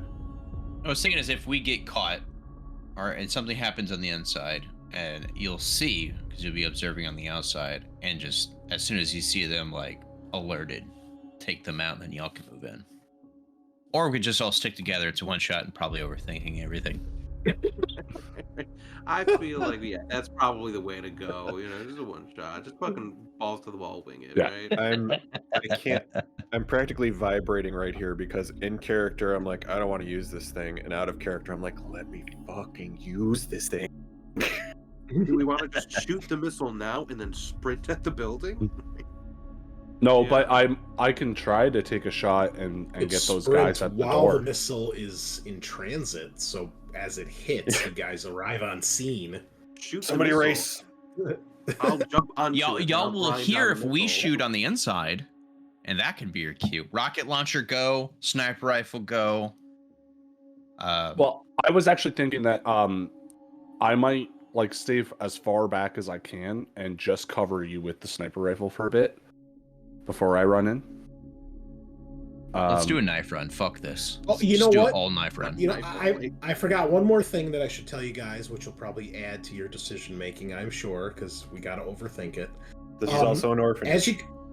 As you guys you guys are looking about, you do find this is probably Targum, since you're the sniper, you're probably looking for good places to set up. You find a vantage point that you would pick if you were a sniper. And Which I am. The GM validated you. You notice 2 things. There are spent ammunition casings on the ground, and there is a couple splashes of what you can tell are blood. And that's where we're going to take our break, folks, because we're at our halfway point. So, cliffhanger! Grab some Dr. Pepper, go change your laundry, put shit back on your table that your cat knocked over, and we will be back momentarily. All right, I gotta let my dog outside. All right, Be right back. boys. Hello, ladies and gentlemen. We are back, and let's dive in. So, you guys are planning what you're going to do here. Sounds like we're going to take the tunnels, or are we splitting into groups? I don't Do we want to take those? Yeah, that vantage point looks like it's been marked. Do we want to investigate that? That strikes me as a bit odd. Anybody who wants to take a further look at the vantage point and give me Yeah. either a investigation or I would say tech or scholar or ballistic skill. I'll do a ballistic skill. Yeah, Fuck and actually, yeah. can I use one of the glory guys since we're maxed out? I think Sure. Oh, you just added one. I didn't. Oh, because add- you got a critical. That's why. Okay, hold on. So you use one and then you gain one immediately. So actually, that was me. I rolled the ballistics test, so Sean Okay. can make his with the glory, and then I'll replace it. I was going to give you a bonus die too, Targum, but you have 8 successes, so I don't think you need it. Oh, another Why- critical. Okay. Well, it's party +2, right? So we can get up to 7, I think. Yeah. So we- Oh, that's right. I can't count. You're correct. Okay. But yeah, Okay. we're so fucking good. Well, bro. suffice to say, Targum, you immediately recognize this as the shell casings to an Astartes sniper rifle. And what I meant to say earlier was I forgot who I was going to say it to, so I'll just roll a d5 right now. Don't roll 6. Okay. That would be Estiel. You actually are good friends with Marius because you guys became scouts at about the same time. So you went through a lot of your training together. So you know him by name and by face. The others might, but you actually know a little bit about him.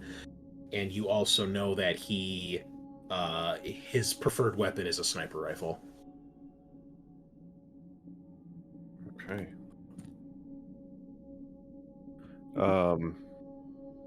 Yeah, I think Estiel would relay that to the group. So he was Not done- brought to you by Dr. Pepper. With the ballistic skill test, can I use one of my shifts to ask the direction of the spray of blood? Does it look like it come from the building, or does it look like he was shot in the back in the head? No, it looks like it was. Oh, actually, that's a good point. You can't tell the direction, but you can tell that it wasn't like from the front or the back. It's more like he just started bleeding in place, I guess is the best way to describe it. Maybe he was like knifed. Yes. And But yeah, there's no like trajectory to be like Batman figure this out. Like, oh, Not you gonna- know, dead shot from that building 3 miles away at a 45-degree angle facing southeast. well, Like nothing like that. if you get shot in the head with a large projectile weapon, it might Yeah. splatter. Yeah, in a no, specific way. there's nothing like that. There's no brain matter or skull fragments or anything. Okay, so yeah, no, this man was stabbed. I don't know if Targum's smart enough to know that, but Aaron is. Yeah, this man was stabbed. Sounds like he was captured, perhaps. But he mentioned a traitor. Did he go alone? He on was this alone, mission? yes. As far as you know. And do we know what squad he was with? Irrelevant, but yes, you would. Okay, fair. Thank you for telling me that Mhm. I'm on the wrong track.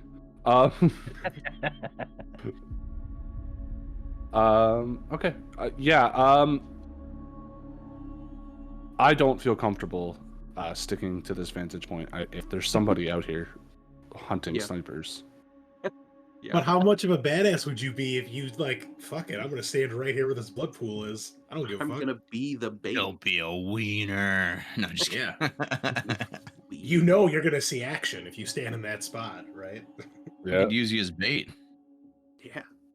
Actually, yeah. If one of you wants to stay with me and keep an eye on my back, then I'll stay there. Well, isn't Estiel actually our stealth expert, kind of? I know we probably all have similar stats, but I think you said that you're like specialized in stealth, right? No, you guys all have the same talent. So Okay. But all of yeah, you have stealth 7 or 8. That's the only difference is if you have an 8. Okay. Yeah. So, But- I have an 8, but I also have another, like the long range projectile. So if Targum is going to stay in the vantage point, then I think the best like spotter or backup would be Estiel. Okay. In the other case three in of you case gonna everybody take else, yeah, take the 'cause tunnels then? if we have stealth, all the same, pretty much. So yeah, I will make my way over there. I'll sneak my way over there, and set up an advantage point. Yeah, I guess you guys should all probably do stealth tests just because in case something goes wrong, there are people nearby that could potentially detect you. This will be difficulty. Actually, it's opposed, so don't worry. Just roll high. I'm gonna use a glory. Oh, is that all? I'm gonna use Wrath to re-roll that. Okay, you should be able. I think you can right click on your test that you made, and then the little pop-up menu will come up. They don't step over any life support cords here. Oh fuck. Jesus. I can't re-roll a complication, right? If you re-roll, it will not re-roll the complication. It'll re-roll all What the do other we? dice. We said we use Wrath to do a reroll. Oh man, we only got Yes. two. We haven't even gotten a fight yet. Yeah. Anybody else fail? I moved from 2 successes to 7, with 1 shift. Damn, possible. son. I got 2 shifts, but we're maxed out. So I Yep. just used a glory, so we're Now, down to six. You may No, we take. can- You can use a a glory die after making your roll, Scaarr. So if you want to burn one of the glory here, you may. Yes. Does that give me a reroll or just turns one to a It success? lets you roll another dice. So just do a 1d6 roll. I don't think that's going to compensate for 5 failure. Is it? It's this is an opposed test, so it's you have to beat whatever the potential person that might detect you rolled, which of course you guys don't know what that is. I'm gonna go with the whole reroll because Okay. I'm traumatized. You don't want to start the combat right now, unless you guys are discussing this where the bloodstains are. There you go. That's better. It's not great. It's better than what you got. And then you can add a glory on top. Yeah. Okay, Well, yeah, just all roll. right. Yeah, Okay, well, let's do that. Let's go for full. Just roll a 6 and you'll be fine. God damn it. Roll 1 and don't be fine. It's fine. all right, let me roll Okay. a A complication. respectable number, right? Harsh environment. Oh, beautiful. Okay. Fucking. So I also got 2 shifts, but what? Well, you rolled before he did, so the shift Mhm. isn't going to help you here. Okay. So, what did everybody get on their successes? I got 7 total. 7 also. I think I got 4. 5 in a shift. 5, 4, and Sean. 5. So 4 was the lowest, and we have a critical failure or complication. Okay. So, here's what happens. Erasmus, with your 4 successes, you're definitely not the stealthiest out of the group, and that probably wouldn't have been too much of a problem, except as you guys are discussing this and looking around and seeing if there's any other signs of a fight or anything or a good vantage point here. There's a part of the this area that Estiel puts his weight on, and it collapses.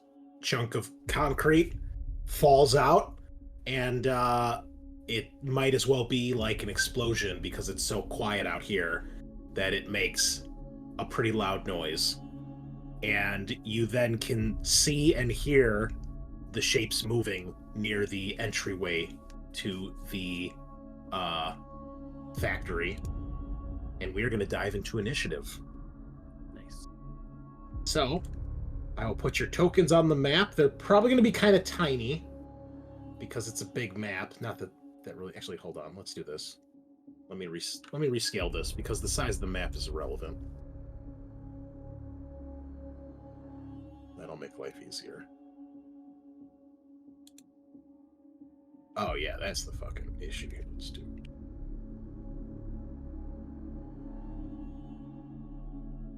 Okay, this should be better. There you go. Bigger tokens for you guys. Sorry, I didn't do fancy circular tokens because my token maker thing is not working. So you guys are basically out here to like the southwest of the building-ish. You're like over here somewhere, but Okay. it doesn't really matter at this point. There's 2 Estiles. Hmm. So you just Who need are we one- missing? one Erasmus. Rasmus. There you go. Okay. Thank you. Yep. There you go. And there are several shapes coming out. I need you guys to roll initiative, please. So let me start up an initiative tracker here. Kabam. Is that under the combat tab? So you right-click on your token, and then you're going to see a sword, 2 cross swords. You click that. How do I get this to pop out, though? I forget. Right click. There we go. And then you go to the Combat Encounters tab on the top right, and then you click your initiative dice thing. Yeah, now normally in this game, for new players and returning listeners, it normally goes good guys, bad guys, good guys, bad guys. But that's dumb. So we roll initiative here like real men. Oof, real soldiers of the Imperium. Sorry, Sean. I toggle combat state and then I go Yes. into the. And then on the top right, where you see the chat messages and the Combat Encounters, Oh, Have you used There, I Foundry got it. before, Aaron? not really. I've only ever used it with Well, you guys. Let me introduce you to a far superior product. Welcome. Yeah. No, Yep, I've just been click on that using big it D20. to set up for a game coming up, but All right, so Targum and Erasmus, I need you guys to roll. I did roll. I got. so once you Oh, yeah, do you yeah. see where like your chat messages are? And all the dice things are. Yeah. So It's go up to the top, and then there's 2 cross swords. Oh. That's a Combat Encounter. Yeah. There you go. Holy shit, you got 7? How? You're really good at this game. Because I knew I was really bad at stealth, and that was happening, so I was prepared. You So were prepared. That makes Violence sense. is your chosen form of communication. I got a 1. Rages. Okay, so Erasmus with 7. Let's pump up some combat music here. I think Base Assault would be fitting. Yeah. Hey, Erasmus, you're up. You can see is several that? shapes. What's that sexy token you got there for that cultist? I don't know what this picture is. Here's what it is. That's not a cultist. Okay, in the that's rule less book. sexy. It Yeah. looked like just like a torso of like a woman, like ooh, like for like that's definitely not what I saw. All right, yeah, let's. I'm shooting her in the face, like just This is what the cultist actually looks like in the artwork. Oh, nice. hell yeah, that's really cool artwork. By the way, it's totally not a cultist. You sure? Yeah. I mean, I'm seeing a I lot of don't chaos believe- iconography. It looks there- like a there are- psycho from Borderlands. There are a Also couple. You see probably about 5 or 6 shapes near the entrance. Okay. But you have initiative. Right on. Yep, going right to the face, right here. Difficulty, What are you using? bolt gun. Okay. You should be able to target them, I believe. Yeah, And it she's should targeted. do that. It should do so in this case, in combat, the Oh, she difficulty number is based on their defense value, but that should do it automatically when you target them. All right, got it targeted again. All right. If it doesn't, for Hold any on. reason, their defense is 2. Okay. Music's kind of loud. Let's turn it down just a Fudge. Critical, bro. Critical hit. You have enough successes. Okay, so first things first, you roll to see if you hit, which you did. Their defense 2, so that means the target number is 2. You can still shift, and you can see here it shows you have 1 shift possible. In this case, if you shift, it will add an extra damage die. Now, Yeah, I want her head to explode.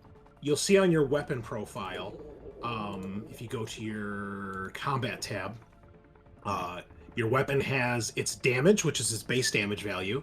It has ED, which, despite the stupid acronym, stands for extra damage die. Then you have the AP value, which is what reduces their armor. And then the range. If it's a ranged weapon, you'll have range bands. So you'll have like 12, 24, 36. That's short, medium, long range. Those give you various bonuses and negatives. And then if you, for the bolt gun, for example, there's a number before the range that says 2. That's your salvo number. Salvo is special stuff you can do with your weapons. We won't get into that right now. Okay.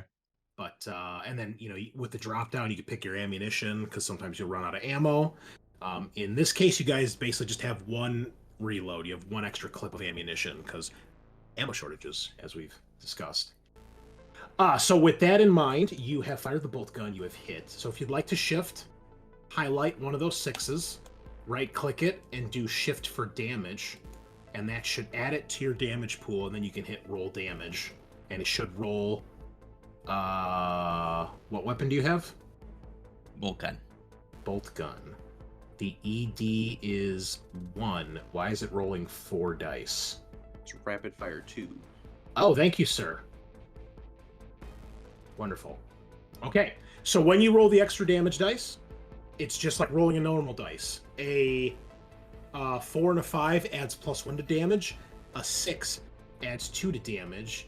And this weapon is brutal, which means it scores on a 3 or 4, 1 damage. 5 or 6 is 2 damage. So we got a total damage, base damage 10. You got a 6, that's worth 2, so that's 12, and then a 3, that's worth another 1. So a total of 13 damage, AP nothing. So when you take damage, you will go to your combat tab and look at your resilience. That's a combination of your armor value and your toughness, and that acts as damage reduction. So if this was to hit one of you guys who have resilience 9, 13 minus 9 is 4, I think? Yep. Look at that. I didn't even need a calculator. How about that? Good job. So good. So it would be 4 damage, and that would be 4 wounds. And then we can get into soaking and all that later. But these guys don't have resilience 9. They're filthy heretics. 13 damage?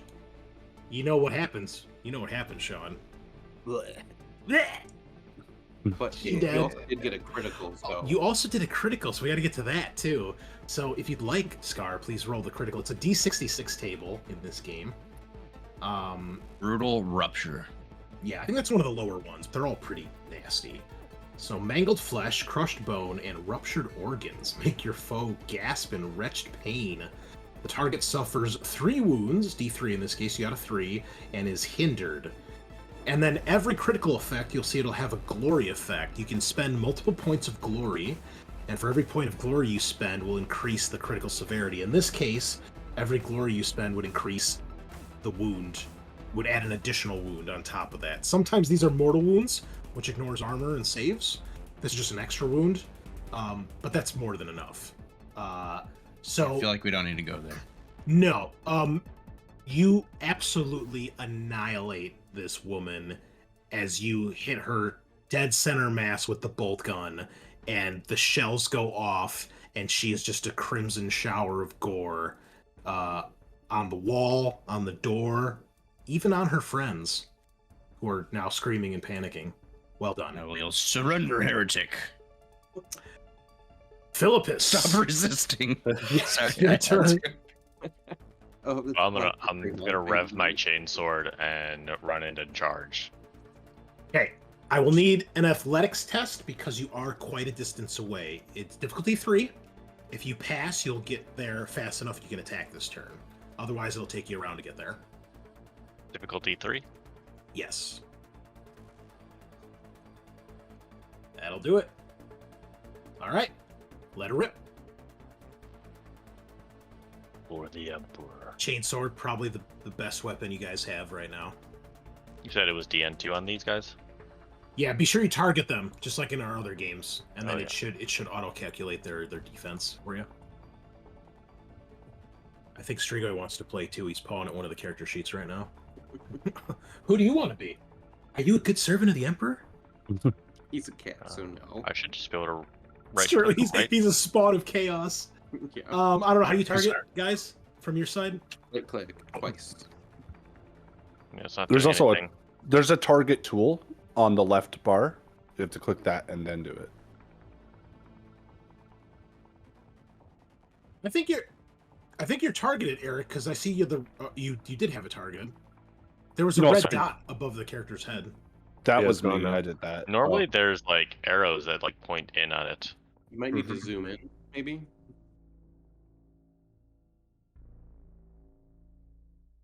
Yeah, because there's a red dot you targeted. Yeah, you're bottom. targeting it right now. Do you see the red dot? Eric, No. there's a red dot on this cultist that you just selected.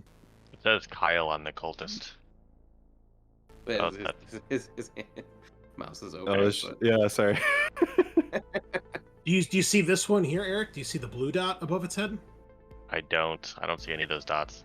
Oh, well, get fucked. Okay. Well, you hit it. critical too. So Oh my god, a Yeah. critical. Would you like to roll the critical and see how you brutalize this person with your I do. chainsword? Ferocious rending. The attack shreds the opponent's flesh to ribbons, leaving them open to attack. An extra 2 wounds. Vulnerable 2. Go ahead and roll damage. Oh, you can shift. You had 2 shifts. It doesn't matter. You don't need to shift for more. That's also brutal, so just like the other one, just torn to shreds. Cultists all over the wall, all over the chainsword. Fucking glorious. Okay, the cultists. I We're totally would not like to use cultists. a glory to seize the initiative. Oh, fuck off. Okay, go ahead. Then Oh. I'm gonna. Oop. No, go Yes. ahead.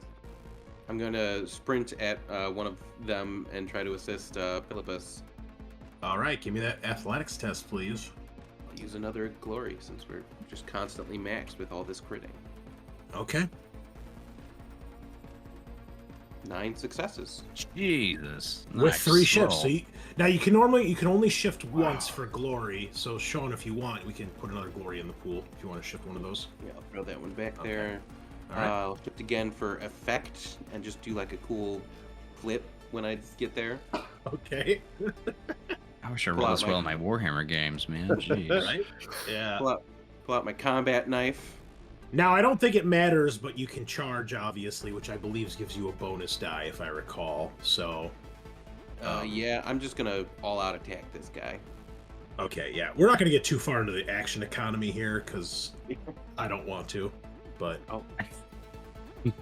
Fair enough. needless, fair enough. needless to say, new players, there's things, it's kind of like Alien, where, you got full actions, minor actions, and, just like any other game. Oh, full-out attack, you get a bunch of bonus die, but negatives to your defense, yada, yada, yada. Hey, another critical. Oh my god, you are the Emperor's Angels. All right. Make How quick does this one guy shot. meet his end? Crimson, Crimson Ash. I hit him Ash. so hard, he turns into ash. Maybe you stab him through a piece of ammunition and he, bursts into flames. Okay. Yeah. Roll damage, please. All right. Oh, you got to shift if you want to Oh, add. Yeah, I should have shifted. Go ahead, just roll another d6. Yeah. Oh, the Nice. 6! Okay, so that would be 9 damage, AP 1, and it was 4 extra wounds, and he's on fire. Yeah, So that's throw 13 glory in there damage. and do an extra wound.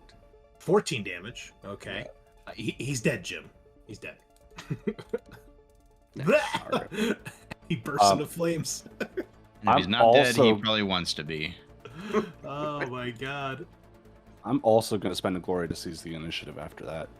You actually can't do that one back to back, unfortunately. Oh. I do actually get to play the game, believe it or not. So Oh. What? That's not Um, fair. I know. Okay, so one of them is going to attack Lucretius. Yeah. So these guys have an ability called Shoot and Stab. They can do a multi-action, and they don't get any penalties to it.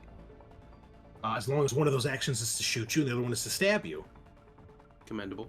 Fair. So, multi-action, basically, this is something cool in the game, new players. You can attempt to do multiple things in a turn, including attacking. If you do, the DN of your test goes up by 2 for every additional thing you do, or for every additional target. So you could potentially attack 5 people, but you would be adding 2, 4, 6, 8 to your difficulty number. You make one roll, and if you hit, you hit everybody, and then you do 1 damage roll. So you can be badasses just like Space Marines actually are. These guys are going to try. I don't think know how great it's going to do. So she's going to pull out her auto pistol, and she's going to shoot you. Oh, man. How do I make an attack? Here we go. Kablam! Ooh, 2 successes. 3 even. Mm-hmm. You are hit for 7 damage. But you have 9 resilience. Yeah. Yeah. Okay, she's gonna stab you. It's fine. She got a knife. You ready for this? Knife Ooh. fight. Oh, She missed. buried. You gotta get better, I'd son. love to see it. Okay, cultist number 2, stabbing Philippus, and then shooting him at point blank range. What a joke. Oh, she missed? Are you defense 4? You bastard. Oh, you're so good at this. That's not cool. Come on, these guys are just cultists. Give them a chance. Yeah. They're They're just trying to make their way they're in the quaking galaxy. in their boots. Look at this guy rolled a perfect roll and he still didn't hit you. Would have been This perfect. is- Rolled 3 this is- sixes, Chris. Come on. this- He could do this is- better. This is bullshit, Duralius. Wait, it said he hit. Is the DN change it based on the kind of weapon? Oh no, it didn't. It untargeted you after it did the first attack. That's why. Mm. Okay. Oh yeah, because see, in the previous one it says Philippus above successes. The other one doesn't say that, so it wasn't targeting him. Well, he missed anyway. So, and I'm not going to spend ruin on a fucking cultist. So I should, but I won't. You can hear more shouting from inside. Probably panic shouting at this point. You can see shapes running towards you. It looks like there's another group of these cultists. Perhaps like 2 to 6 of them. We'll see. Targum, you're up. So you mentioned that I, in theory, could like shoot 2 of them with my sniper rifle. Yes. Basically, for every one you shoot beyond the first, adds 2 to the DN. So if you shoot 2 of them, it'll boost both of their defenses up by 2. Okay, and to do that, I go to combat and I click on my weapon once I target them. Yeah, when the window pops up to make your attack, add 2 to the DN value. Yes. Put the 2 in the bonus slot and it'll count it. Watch out, he's no scoping, fellas. No, I'm. Or sorry. he's lining them up so he hits 2 with 1. Okay, so on the first one, I rolled 7 successes. You I did only not make crit. 1 attack. You only make 1 attack. You don't have to make. Oh. So if you either miss everybody or you hit everybody. Oh, okay, so I do hit both then. I'm assuming with You 7. do roll damage. That's 10. 10 damage. 10 damage. So- Okay. Yeah. Is that enough? Let me see if that's enough to put these guys down. Thank God it's silent. You had 1 shift, so you could increase the damage too. Oh, yeah. Can I do that? I'll just roll another. Yeah, roll D6. D6. Oh, sorry. God, how much I love you, Dr. Pepper. So beautiful. Nope. Computer says no. That's fine. 10 damage is enough. Almost Okay. just enough. Double headshot. Double blah. So like target is like laying there beside. I think there's one other person standing there with me, and he doesn't even move. It's just like two, like a bullet just goes. Estiel, what do you want to do? Well, are these guys all like who's? They're all dead. They're all dead. They're all dead. You can hear more inside, but you can't see them from where you guys are. Not up on the vantage point.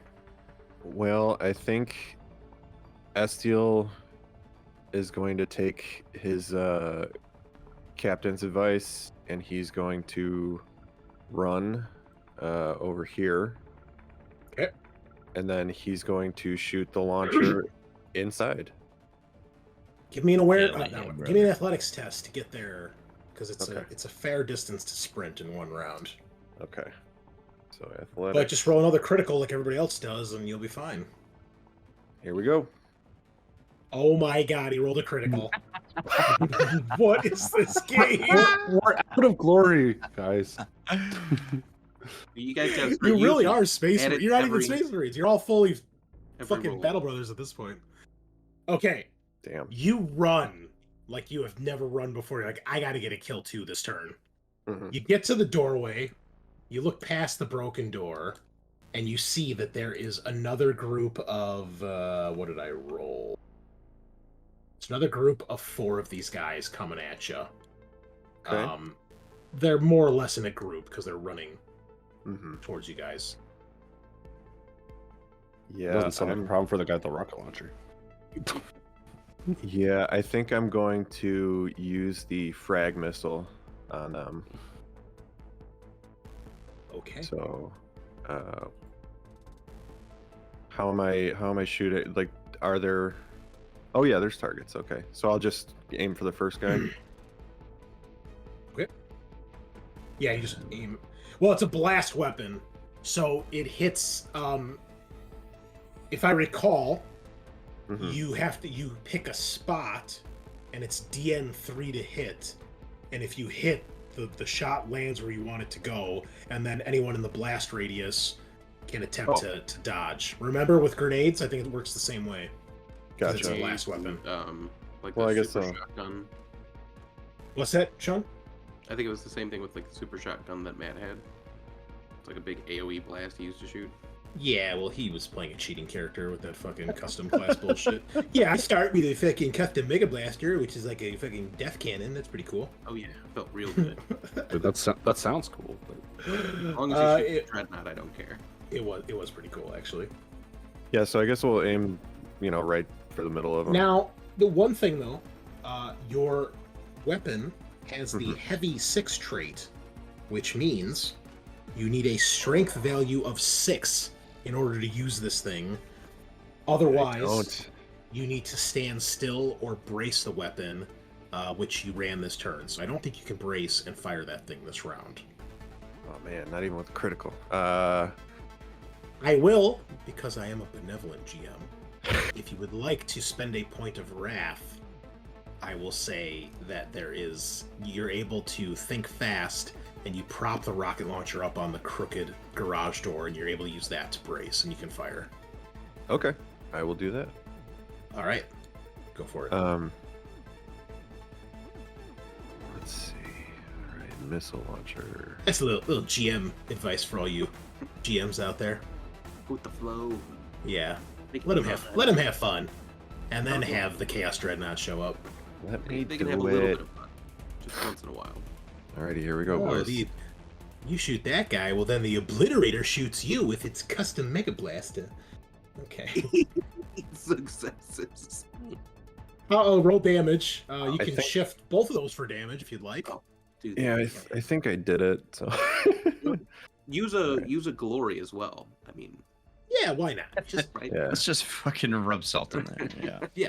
So they're just both annihilate shifted? the 4 cultists. Okay. And then roll damage. What? Okay. That's not right. Yeah. Did you have a missile loaded on the screen? Did you No. have ammunition picked? That's Oh. probably why it didn't do it. Okay. Select the frag missile and try rolling damage again. No, it won't let me do it afterwards. Do another attack and just see, so we know for the future if that's how this actually works. Okay. Okay, roll damage now. There we go. Was that correct? It was supposed to be 5? Yes. Okay. All right. So just like in fantasy, be sure your gun has ammunition loaded, otherwise it's not gonna work right. Okay. 2 extra dice you shifted. That's why I was reading the instruction manual. Yeah. So 15 damage is a lot for a cultist, for anybody really, but especially for a cultist. And yeah, they could try to take cover, but I don't think that's going to help against 7 successes. So you land the missile somehow right in between all 4 of them. And you Hell hear yeah. a multi as they all explode and die horrible deaths. as the frag round goes off right in the middle of them, and they are all engulfed in a small fireball. For the Emperor. And just like that, combat is over. Way to go, guys. That Well was done. Oh, I've been meaning to ask, does anyone know any of the mottos or sayings of our chapter? No, because this is a made-up chapter for this game, so this chapter does not exist okay. anywhere else in 40k lore. wing it. So, yeah. Okay. You know, good old For the Emperor's not going to hurt you. Okay. That's the only thing I found online because I was doing my Googling is we are judgment, death is absolution. Apparently, Tigurius Dellier of the Absolvers Space Marine chapter said that once. I don't know who that guy is, but he sounds like the type of guy you want to be hanging out with, so I'll allow it. Yep. If you'd like to Dedicate take your this point of wrath. triumphant victory to the Absolvers. I Yeah, do dedicate. No, I've been doing that in the background. Like half this game is I'm like, okay, just trying to do research. Well, they dead as fuck. What do we get for So, achieving our objective, by the way? A point of Yeah, wrath. where we are achieving. You get a point of wrath. Damn, yeah. we're so good at It's this. pretty sweet. Hell yeah. Because you guys need that, apparently. Do we roll another objective to continue? No, you farming get wrath? one. That's all you get. Oh, come on. I can dedicate so many more victories. I've killed this single cultist for me lord. Yeah, get the fuck out of here. I I killed finished two. this. I have finished doing a number 2 on the party and dedicated All to right. the Absolvers. Get rid of This these is dead victory for bodies. My bowels.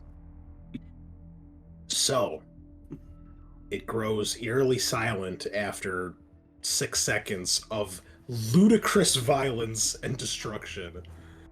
The broken bodies of many cultists lie at your feet, and now, upon getting closer, you can indeed see that they are covered with scavenged gear and armor, bits and pieces here and there. Spikes, of course, like any good heretic. And you can see some lovely, lovely symbols of an 8-pointed star. The hated symbol of the great enemy, the forces of chaos. Heretics. My eyes narrow dramatically. They are equipped with auto guns, basically just a regular rifle. Auto pistols, actually. Crappy knives, little bits of armor, and tattered rags and robes. And they are quite dead. So when they say traitors, do they just mean, like, are we assuming he just meant Chaos, the great traitor or whatever? I mean, that's what you would probably think seeing these guys, but you don't know for sure. Okay, so we still might have That's an that's evil the puzzle. absolver. That's the puzzle. Yeah. Okay, You're well, I'm basically gonna pull asking me, up- what's the answer to the main question of this whole quest? You have to figure that out, Sean. That's how this works. Okay, I have a separate theory, but I don't know if my guy would know that since he hasn't read the stupid book. So Targum walks from the vantage point over to join you guys. Can I look in through the door, like kind of like through the sniper scope, and just kind of scope out and see if we're missing anything or if there's anyone inside that we haven't that's hiding? Yeah. Give me an awareness test. DN3. All right. What's up, kitty? Cat. Oh no, I committed heresy by failing. Glory. Still have a lot of that. heresy. That's awesome. It is heresy. You failed on 7 dice. Come on, it's not that hard. Big oof. Oh wait, can I get? I'm gonna roll a glory. Sure. Yeah, go ahead. Yeah. Got 7 of them.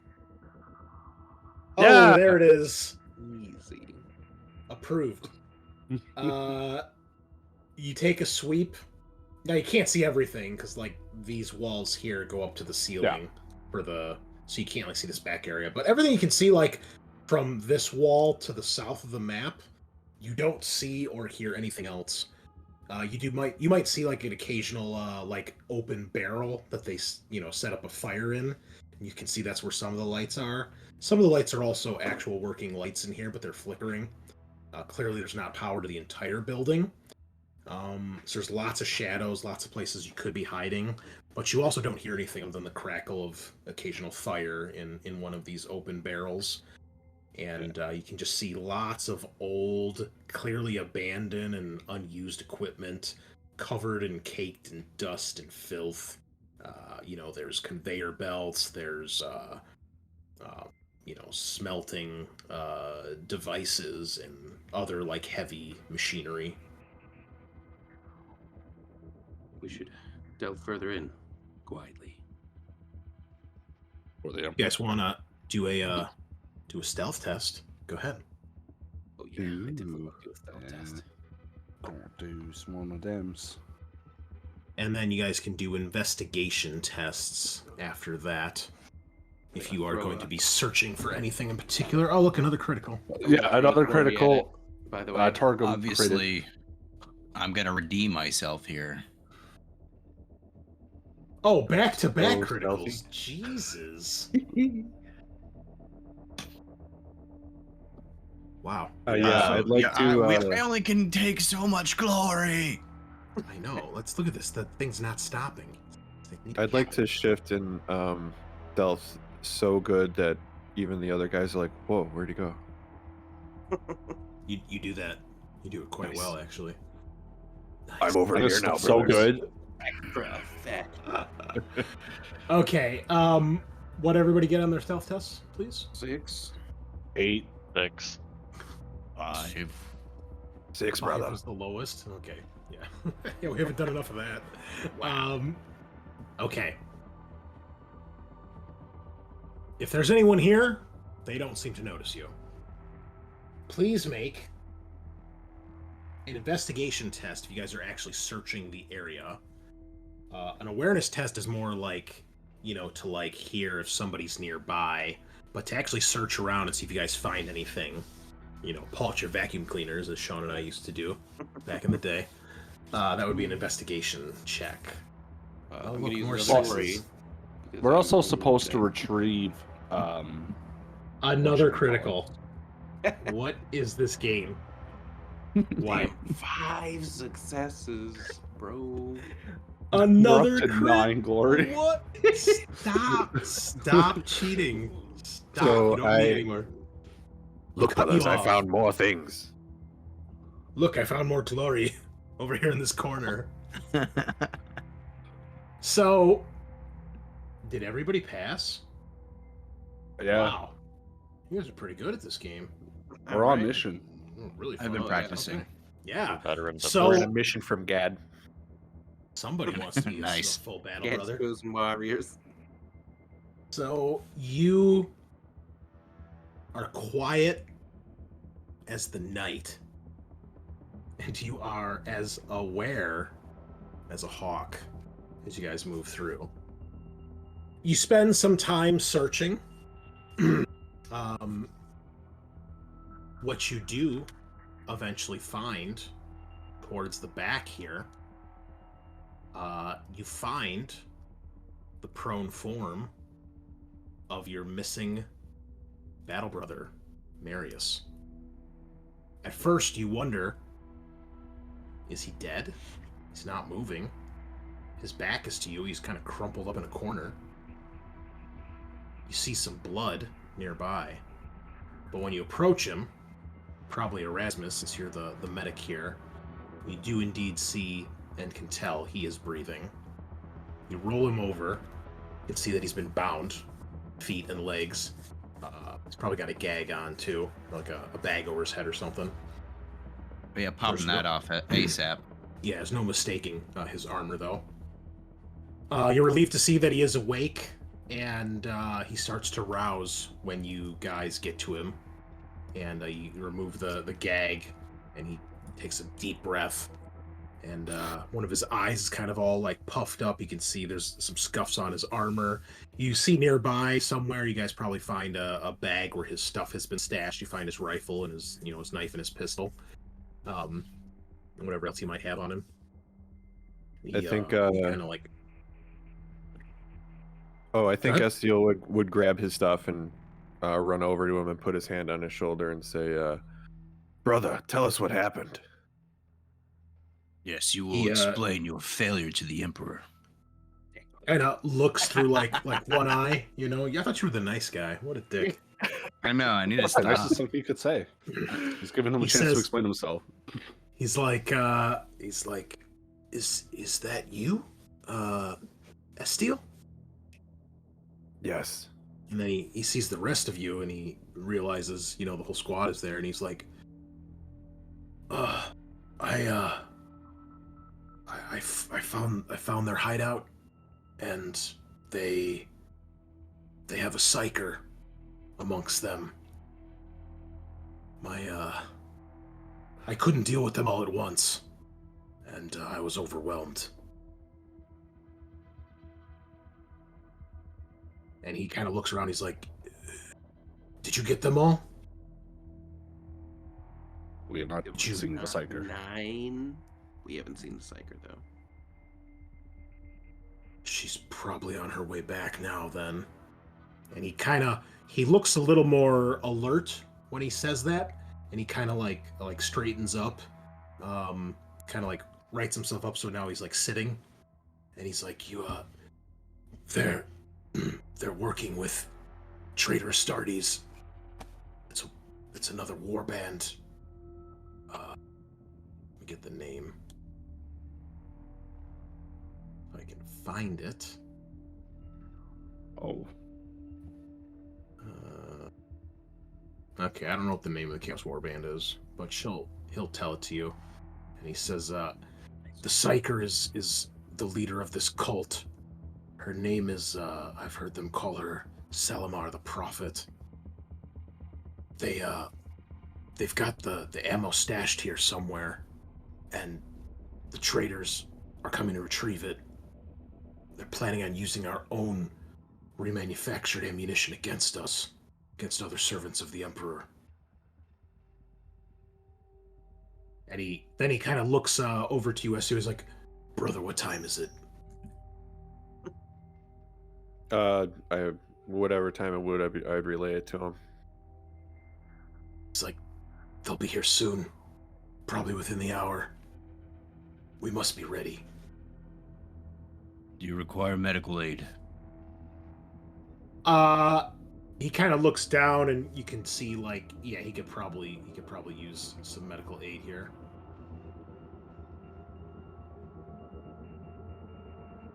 Why do they leave you alive? Probably planning on giving me over to the traitors. 8 successes with 2 shifts. Okay.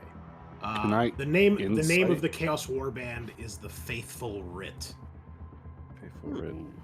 Yeah, since good name. Chris, since Estiel knows Marius well, can he do an insight to see if there's been a change in his demeanor? Oh, sure. Yeah. DN3.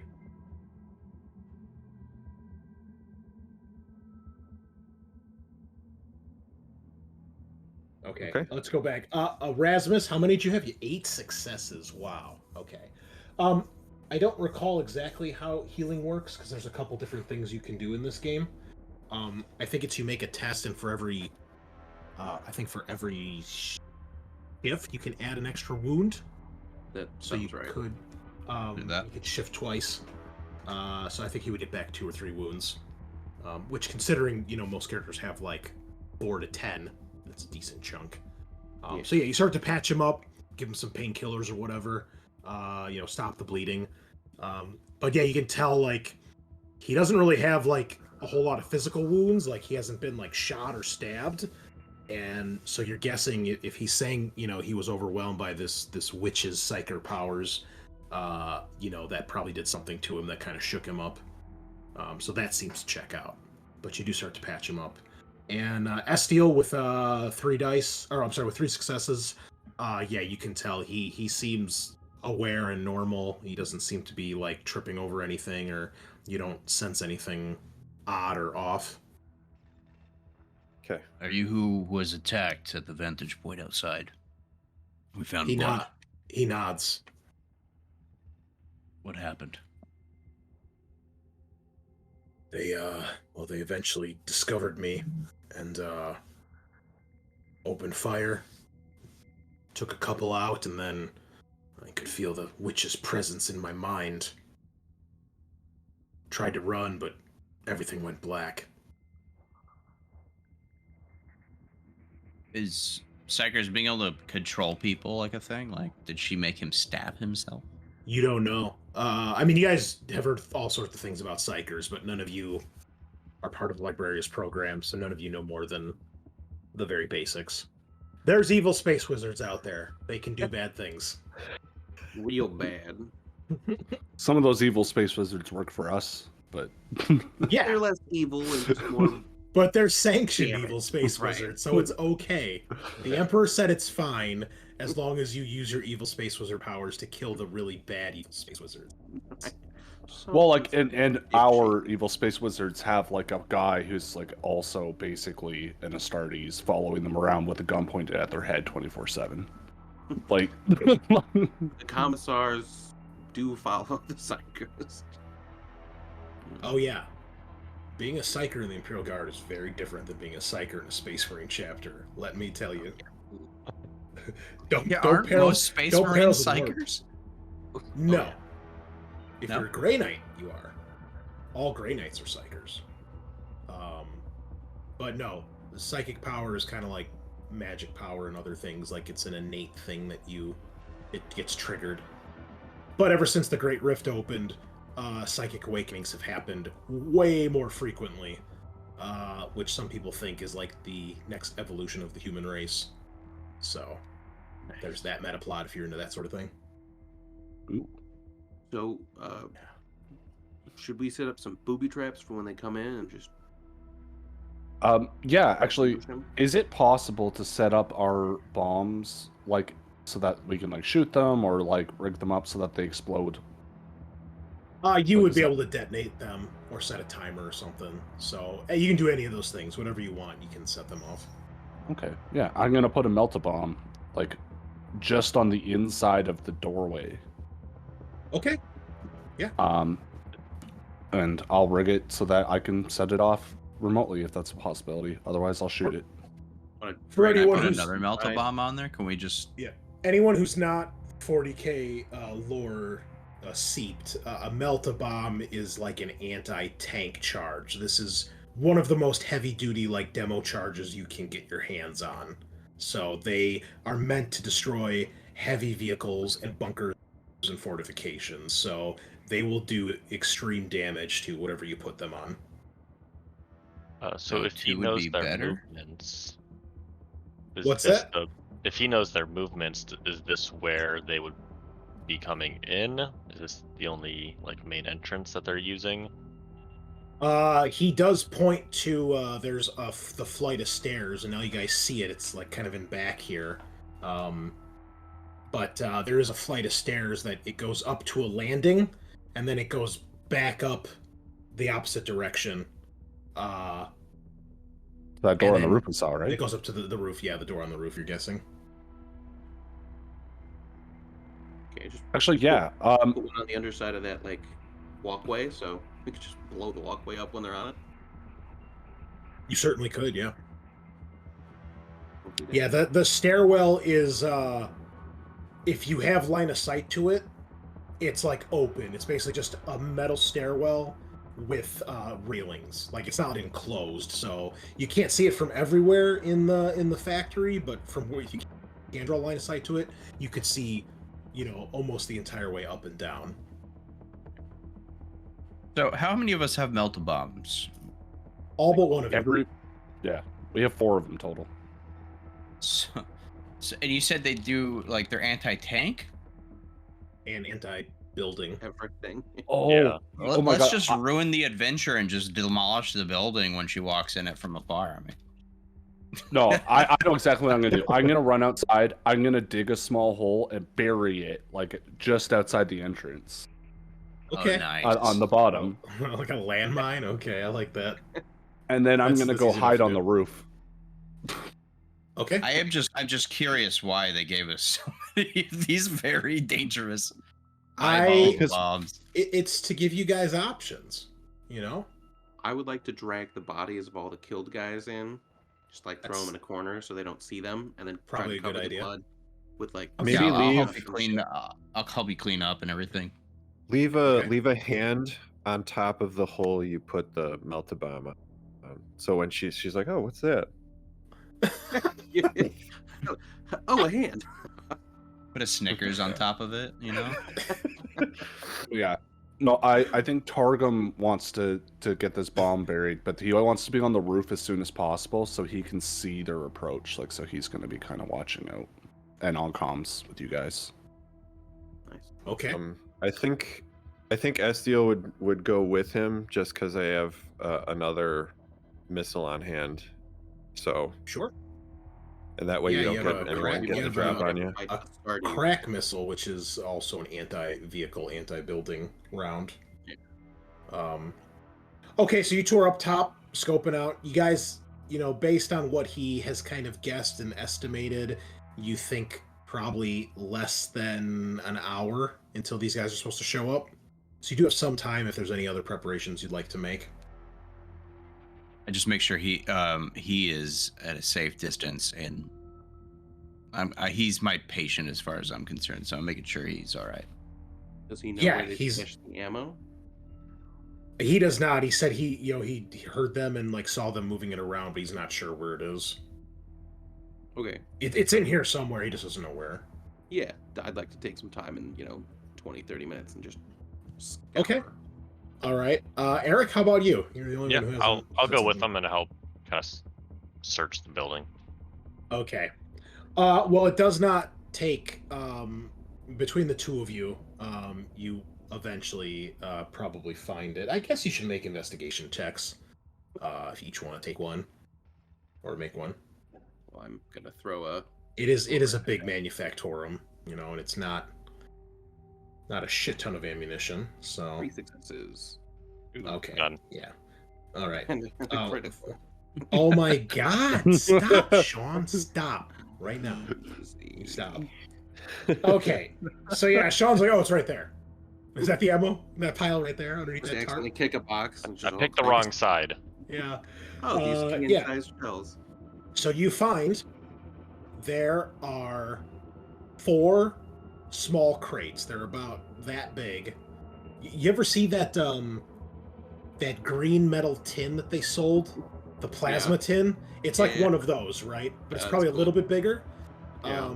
And there's enough ammunition in there to fill 1 bolter clip. So you basically have 4 clips of ammunition, which doesn't sound like a lot, but for a Space Marine, that's enough to do some damage. So do we all get an extra reload? Well, if you're going to use them, but remember, your mission was to retrieve this ammo, not spend it.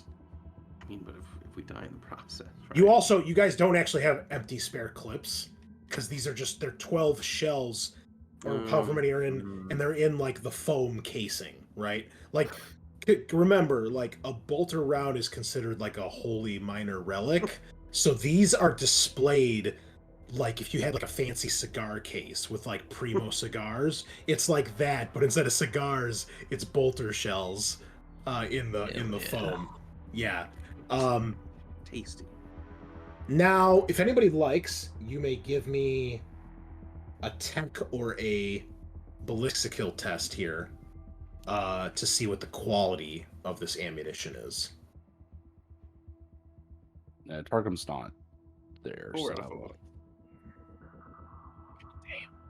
Yeah, neither is Hey, Estiel. if it's a tech test, it's DN 3. If it's ballistic skill, it's going to be DN 5. Someone succeeded. Okay. Philippus. Philippus. I got it. All right. So these are not the most high quality. You are guessing that they have probably not been sanctified or blessed, but they do look functional. But you can tell they are refurbished and they're reused from spent shell casings. You can tell they're not as clean as they should be. If these were, because it's not uncommon, especially with what's going on in the Gilead system. You guys will send your own chapter serfs after a battle to go retrieve bolter shells and reuse them. but like each one is painstakingly cleaned, like with a fucking brush, and they make sure it's primo before they rearm it and refill it. These are not. They're functional, but they're not as well as they should be. But you're guessing with filthy heretics like this, they probably don't care about that sort of thing. But for all intents and purposes, yes, it looks like they have successfully remanufactured ammunition. For a bolt weapon, no less. And is the equipment they're using in like this? Is this the building they're using to remanufacture it? Yeah, you All piece the that together equipment's here? fast enough. Yeah, it's piecemeal, it's patched together. There's probably some like hidden, but you could tell that the equipment here, even though it's run down, could definitely be used, and so there's some value to that too. So you guys don't necessarily want to just demolish the building if you can avoid it. Would have thought the opposite. Well, in desperate times are a call for desperate measures. So even though this is kind of unsanctified what they're doing, if this place was at least blessed and properly maintained to some degree, you guys need the ammunition, and you guys know that it's one of those things they would kind of turn their head, because it's not the proper way to remanufacture the ammunition, but at least it's being done for the Imperium. Yeah. So And you people guys at Enoch need jobs. That's true. We got to bring back this economy, guys. Look at this fucking place. The inflation is so goddamn high they can't even afford food. Yeah, it's true. So you guys would know that Captain Akahir would want you to try to keep this place intact if possible.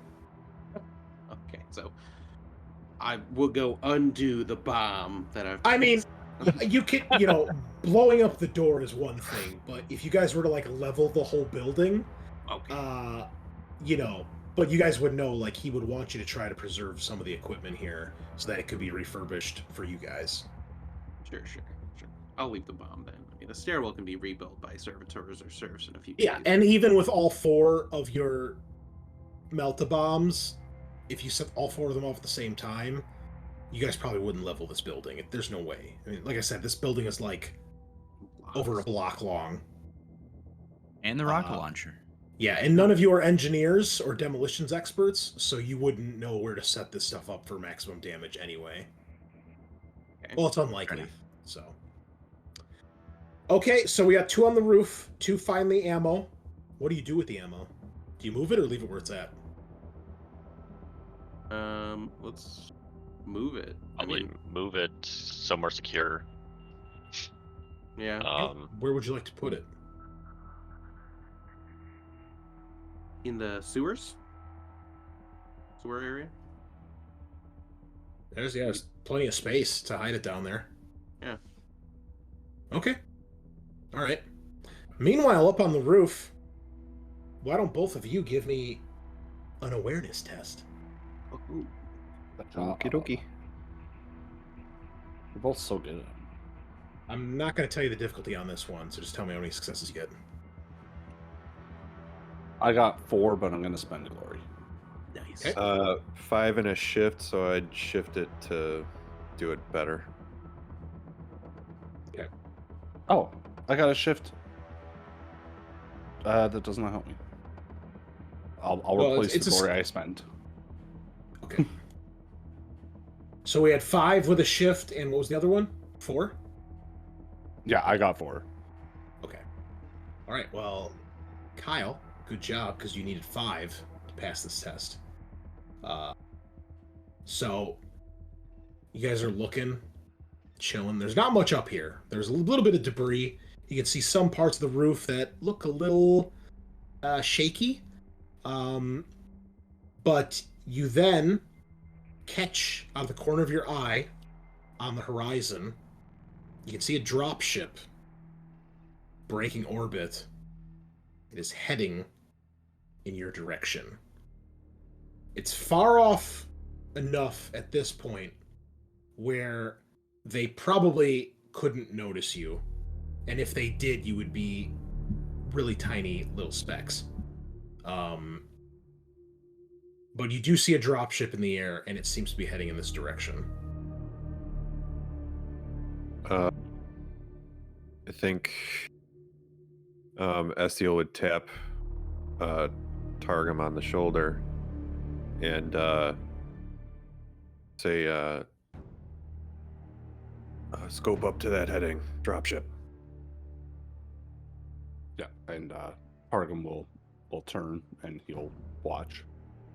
All right, Targum, you can do another awareness test now that you see this thing. I'll give you a bonus die.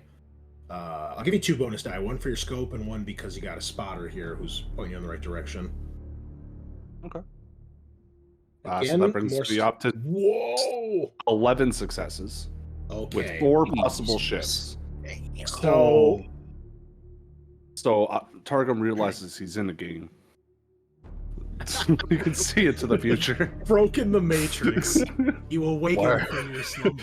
Why are you staring off like that, brother? Yeah, he glitches out. So, you do see as this thing comes by, it's coming towards you guys. You can tell instantly the trajectory and heading of this thing. It's coming directly in your direction. If not exactly for this rooftop, that you're not sure, but it's definitely coming right towards you guys. You can't make out much other than you can see through the canopy. You can see there's 2 pilots. There's a pilot and a co-pilot. And even though it's so far away, you rolled so well, you can see on the helmet of the pilot is the 8-pointed star of chaos. Doesn't look like they're brazen or stupid enough to put any chaos iconography on the outside of the ship. But this guy is clearly not smart or a little bit ballsy and has it on his helmet. You zoom in with your scope to the maximum setting. And you're like, there he is, traitor. Yeah. So yeah, this is all being relayed via comms, I'm sure, between the 2 of us. What we've seen. Sorry, you said you have a crack missile? I do. Would that be enough to take down the dropship? Potentially, it's an anti-vehicle weapon. I mean, there's no guarantee because these things are meant to, suffer some damage, but They're like assault dropships, so they're supposed to drop in to this looks like a transport cargo dropship. It's not an assault dropship. Easy. It's obvious that they're using regular stuff to try Civilian. to blend in. Yeah. Then it shouldn't have any kind of flares or anything that can. If it was a military ship or an obvious enemy ship, there's no way to just be flying openly in Imperial airspace. It'd get shot down immediately. Right. So unarmored is what you're saying. Well, perhaps. So, Chris, since the missile launcher is heavy, could I have this shouldered? Just kind of following it. Yeah, you can. So you can basically give up your movement to brace, and then you can fire a heavy weapon. But when you're doing that, you're not allowed to move. So now you can brace it, and you can shoot it no problem. You can also aim too, right? Yeah, I think that's I want to be following it. I'm not ready to shoot it yet, but I'm just kind of following it. All right. And I would relay it to everybody, and let them know that we're on them. We're about to go hot. So everyone is aware. You may start to hear the dropship on the distance of your hearing. The 2 of you are on the roof. Erasmus, you are with Marius, getting him patched up and into a safe spot. And the other 2 of you have just hidden the ammunition in the sewer grate thing. So, Kyle, my question is, what are you waiting for until you pull this trigger? Because I know what these guys are going to do, and obviously if you shoot at them, they're probably going to alter their course of action to some degree, so... I mean, so... in game, I would say that Estiel hasn't really used this a lot before, so I'm assuming he's waiting for a decent range, so it's not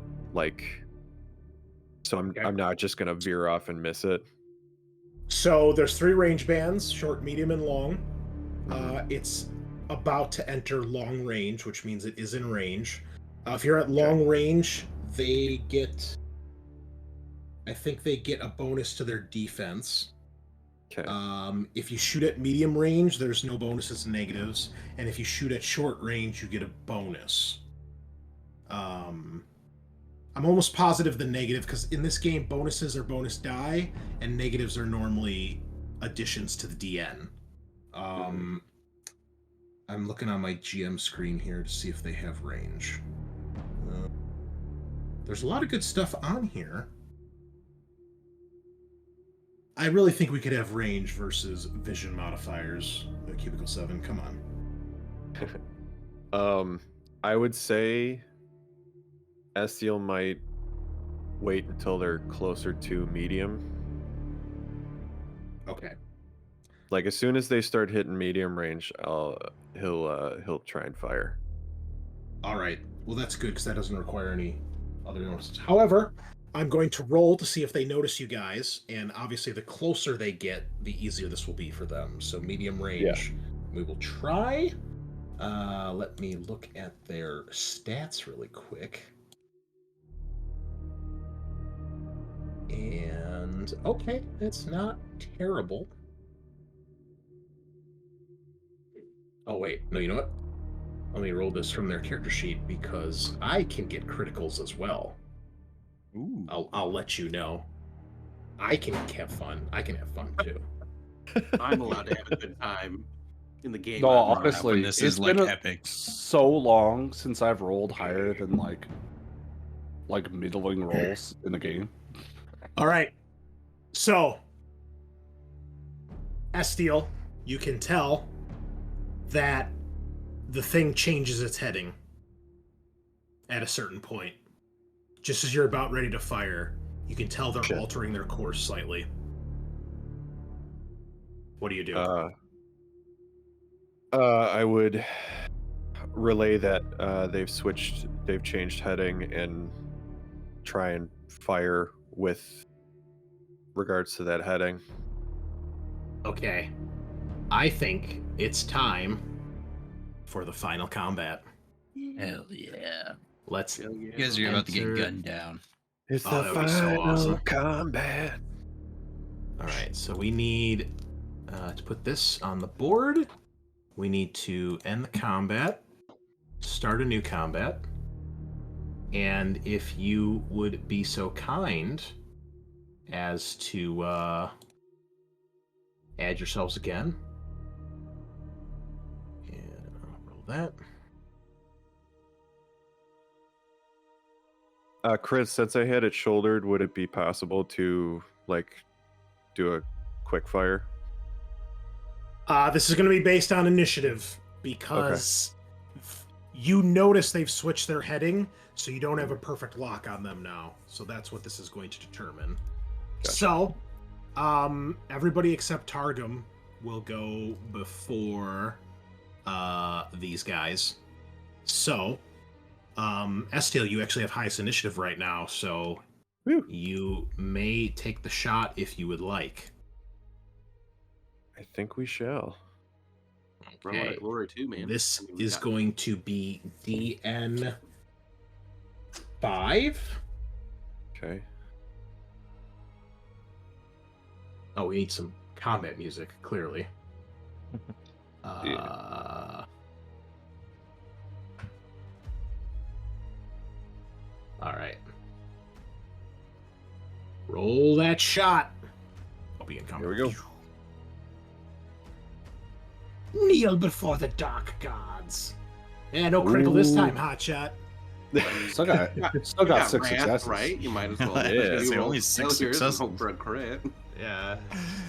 Only 1,000 successes.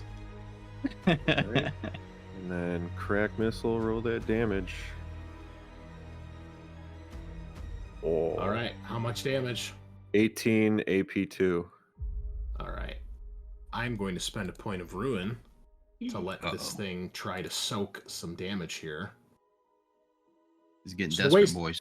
The way soaking works is you will notice you have a shock value on your character sheet and a determination value. So shock, you guys can think of like mental health, like fatigue type health. If that hits 0, you become shocked or exhausted, and then everything's more difficult. When you make a determination roll, you roll however many dice your determination is, and for every success, you reduce the damage by 1.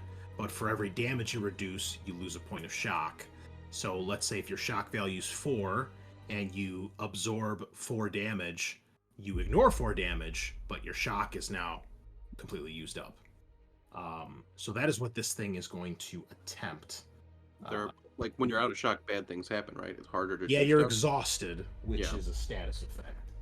Yeah, so it's you can also burn a wrath to regain shock as an action. Yeah, I think it's like shock plus tier or something like that. Yeah, something like that. Not a single success. Oh, Steel, you're my new best friend. I rolled 5 3s and a 2. oh no. You hate to see it. I mean, Wah, I wah. don't, but I don't. I'm You happy. strike this thing. You almost hit the cockpit. They veer at the last second. It like skids across the side of the cockpit, goes down the side of the body of the ship, and hits right where the wing meets the body. Probably where one of the engines are too. You all hear the explosion. For those of you up on the roof, you see the explosion, and you see a huge plume of fiery smoke as this thing starts to careen to one side. And we'll see if this guy can keep it going, but I don't think he's going to be all that great at flying a crashing ship. Targan will turn to Estiel and be like, "You whispered your vows to them." Okay. No, he does not do... he does an okay job considering his ship is crashing, but he doesn't do a great job. You see this thing, it clips the top of a building, masonry goes showering everywhere, and it starts to then like turn and kind of angle, and it clips through another building, and then you just see a huge like plume of smoke and dust as it hits one of these walls, and you guys can hear the crash probably like within a block from where you guys are, not too far off. Nice, good adventure, guys. We did it. yeah, way to go. Yeah, Estiel Okay. would look down at the missile launcher and go, "Thank you, Captain." Yes, actually, it's pretty cool. What do you do? Cheer. Nice. But yeah, I think since that's the last of his ammo, he would throw the missile launcher back onto his back and just kind of stick with Targum in case shit goes south up on the roof. Okay. So Um, do you guys go investigate, or do you wait here to see if anybody shows up? I mean, I think we should go investigate and kill any survivors. Yeah, we need to clean up. Yeah. Okay. also, Right. just so I'm not Right, take cheating, the ammo with us. how does the ammo situation work with my sniper rifle? Is it one, like, If do you I have to roll- reload? You roll It's a- like Alien, where you have a reload, so until your gun runs out of ammo, which is usually from a critical failure on a shot, you're okay. good. And then if you do run out, you have to spend a reload to get ammo back, or you can spend reloads to do some of the salvo actions, but we won't worry about that. Does So- your weapon have the reliable trait? It does not. Okay, never mind. Yeah. It has the silent trait instead. Only Okay. we had last cannons.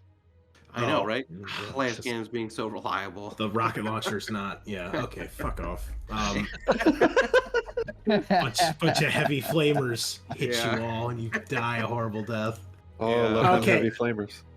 Yeah. You guys go Kind of rushing like down yeah. the streets to where the crash site is. You eventually can see it, and it's smashed to the side of a building. There's a bunch of rubble on top of it. There's smoke and flames.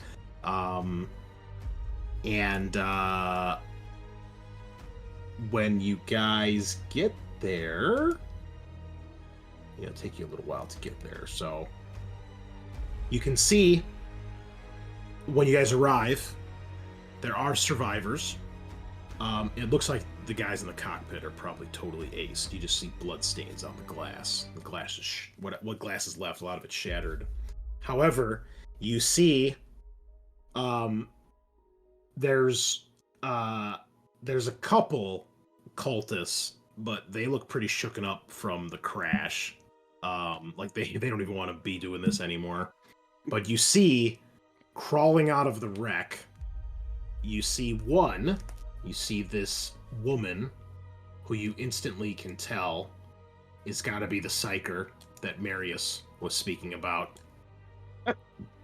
She's wearing a tattered black dress, buckled belts across like her torso, and all sorts of chaos iconography on her, spikes, chaos stars, skulls, and you can see that her eyes are glowing. However, what gives you pause is you see two hulking shapes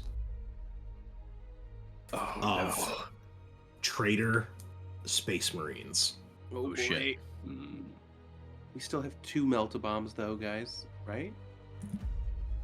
Done! Throw them! Who cares about any civilians in the area? I will need... We're going to need new initiatives for this, because this is a new fight at this point.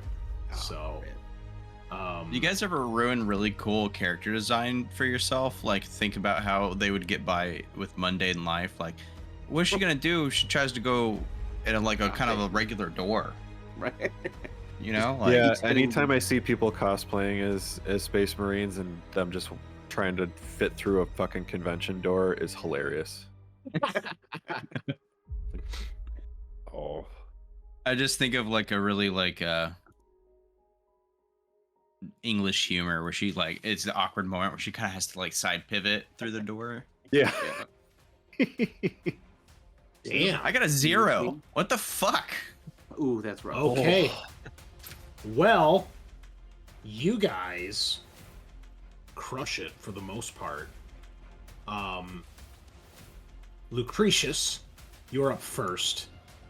The 2 Chaos Marines looks like they are scanning the area with bolt guns, and you see they have bolt pistols and chainswords hanging from their belts. Okay. Their armor is like a dark crimson red, and they have black grayish trim to their armor. The art is a Plague Marine, but they're not Plague Marines. They're regular Chaos Space Marines. Oh, It's because Plague Marines are the coolest, so they're just let's put that in the art because it's the best ones. Yeah, But, yeah. so they're not as cool as this picture. They're pretty fucking cool, but they're not this cool. So. They do spot you, but you guys spot them first. Well, Lucretius and Estiel and Philippus and Targum do. Not sure what the fuck Erasmus is doing, but Lucretius, Taking care of our hurt scout. Okay. your turn. Okay, can I run up to some cover that's close-ish to the Psyker woman and try to shoot her? Yeah, there's tons of cover here because you guys it's city fight rules here, shall we say? Yeah. There's plenty of cover, especially with the crash ship. So go ahead. Okay. She's kind of in the middle, so she's a little bit harder to hit. It's clear that they are protecting her. But you can shoot her, yes. Okay. What's up? Add 1 to her defense if you target her. Okay. Let's see. Targeted. So. Oh, actually, you know what? I'm gonna spend a point of ruin and seize the initiative. Oh, how's that feel, noob? That's right. I'm gonna have the Psyker go first. As she feels the bead that you put on her, and she reaches into the warp with her mind. And Girl, please. she turns into Psychomantis for a minute too and channels her inner Castlevania, don't you? Okay, well, shut the fuck up and just play the game, I guess. Okay. So she is going to attempt to do Psychic Storm, which takes a point of ruin to activate. I'm down to 2. And what is her... Oh, she's going to try to smite you. Oh, okay. Uh-oh. Don't like that. You concentrate destructive power through the lens of your will, summoning lethal bolts of raw psychic energy that blast your enemies to ash. Target one enemy within range. Make a psychic mastery test against their defense. If successful, the target suffers D3 mortal wounds. Okay, Lucretius. Here we go. Smite. Miscast. Barrels. Let's see. Critical hit. Oh! I'm sorry, I didn't have that on public. I'm sorry. Very believable. She has 6 successes with a critical. She doesn't have any extra to spend potency, though. So she can't boost this. So let's roll damage. Yeah. 2 mortal 2 wounds. mortal wounds. Cool. And a critical. What does this do? You're gonna start growing tentacles. You guys would kill me.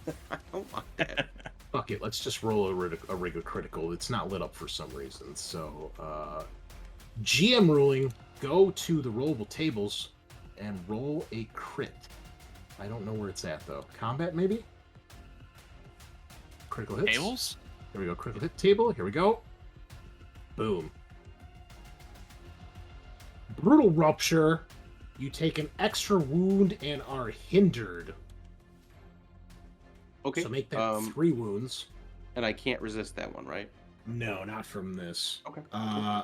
You are hindered 1, which means it is +1 DN to all tests for the turn. Ooh. You guys see red bolts of arcing energy strike into Lucretius, bursting blood vessels and tearing through his armor. And she screams some profanity to the dark gods. Now it's your turn. Cool. Okay. Yeah, so I run up a little bit closer, and I guess I'm gonna try to shoot her with my fucking shotgun. Would I be considered in close range? What's the distance on that? 6, 12, 18. 6 meters, so no, you're definitely at medium range. Okay. And you said her DN is +1.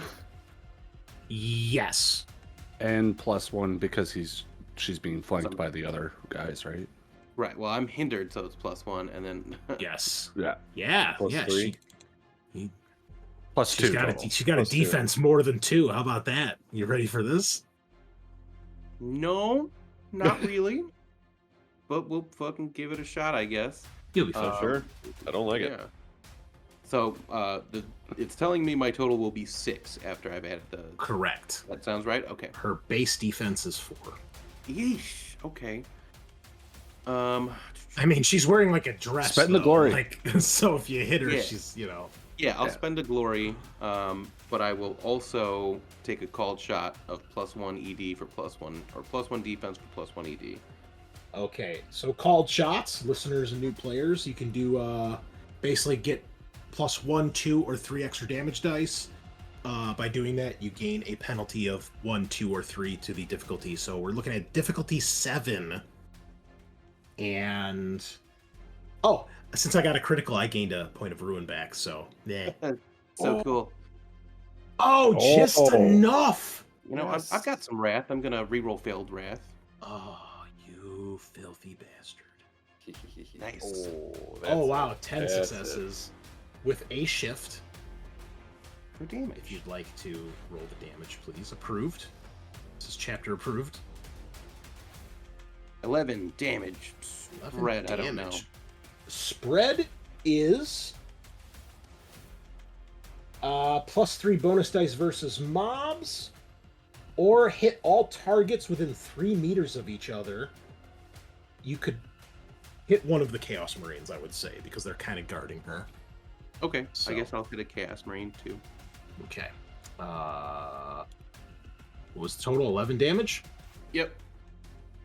The buckshot barely scrapes the Marine's armor. Makes sense. Yep, this is gonna be bad. The Psyker, though, 11 damage is decent. I'm going to spend a ruin to let her make a determination roll here. She only gets 3 dice, though. It's not great. Not great at all. But I rolled 3 successes. That's good. So that'll soak 3 of the damage, takes 3 shock damage. Nice. So 11 goes down to 7? 8. Right? 8. Thank you. 8. Minus her resilience. She does take some wounds, but she is still standing. But it like hits her like all through her upper arm and torso, and she like gets knocked back a bit. She kind of shouts in pain. Estiel, your turn. Okay, so we're still on the roof. Is there? No, you guys remember you guys all went to investigate, so you are. Oh, so we're all like, together. You're on we're ground on level. the street. Yeah, because this is okay. blocks away. You wouldn't be able to see from where you guys were. Gotcha. Okay. Sean, you Yeah. okay there? Your camera just got jacked up. Did you drop? Yeah, fuck him. All right, go ahead. I think I'm gonna also run close and take a shot at the psyker with I have a bolt pistol. Okay. Sean's been replaced by Craig on OBS. That's fine. He's more reliable anyway. Damn. What would That's not the let's see. However What's the far ra- away what's the far range? away it's 6 12 12, 18. Yeah. I mean, you can get within close range. That's not a problem. That'll give you a bonus die, but you know, you'll be pretty close to them. Yeah, I'd probably go like whatever medium would be. Yeah, medium's the second number, so that Yeah. there's no negatives or positives, just straight up. Okay. So just add +1 defense because she's got her bodyguard guys. Okay. Let me target her first. This song is really repetitive. I don't like it. All right. How about this one? That sounds exciting. Hey, the prodigal son returns. Totally So was she's talking shit about you when you were gone. DN4 and then I just add 1. Yes, Okay. it's okay. I took most of it back. That's good to hear. All right. It's not like I make play on roll 20. Hey, not a crit. How about that? All right. But still a really possible good. shift. So I'm going to use that Yeah. shift for damage. About that. What? Go ahead. Oh. So roll damage. I don't think she's gonna have a great day here. Ooh, 13 damage. The explosive rounds strike her in the chest, detonating and killing her because she causes us that much damage. Explosions of Gib and Gore psych her down. Filthy heretic. Yeah. Philippus. Well Well, done, brother. Well, Thank my you. vow is about to. This is going to be the last stand at Philippus. Hell. Are those base marines in charge range? Oh yeah, you can get in charge Yes. range for sure. I Fucking have great. to defeat. I have to defeat a superior foe in single combat. So Are you issuing a my last challenge? stand. This fucking war boss. Always. What do you say to one of these Chaos Marines as you charge valiantly? There is to be the general for the Emperor, of course, and the glory of our Primarch. You see, he turns, and even though he has his helmet on, you can feel his eyes boring into you. He throws his bolt gun to the ground, and he revs up his chainsword. Heretic scum. Very cool. I'll meet your death, pup. And Imagine, like, a you may 1,000-year-old charge. Gas warrior getting aced by a scout. who's And been- what was the bonus dice for charging? Plus I'm one. pretty sure it's +1 bonus die, Yeah. and I think it's +1 ED as well. I think. I bet quick reference. I'm looking. +1 bonus die to the attack. Yeah. And you have to move, which you are. So it's not great, but You it's can better than also what add you got. a glory to the attack, which never hurts. It's like You Billy can and try Predator. whatever you want. Yeah. Okay, whatever. Oh. You hit him. Go. Well, don't. You can also spend wrath because you got some of that Yeah. if you want to really hurt them. Yeah. These guys are defense 4. It's saying defense 5. Oh. Yeah. I don't know. I'll use I the don't know. wrath. I need it. Okay. Yeah, I don't know what to tell you about that kid. It says you're targeting him. Yeah. Maybe he's got some sort of talent? Mark of Chaos. Eric, did you use a glory? This- No. Throw a glory, bro. It's just an extra D6. Yeah. oh, Glory it up. dude. The glory is yours, my friend. For the Emperor. All right. That's How much 7 damage? success. Alright, so I'm shifting for damage.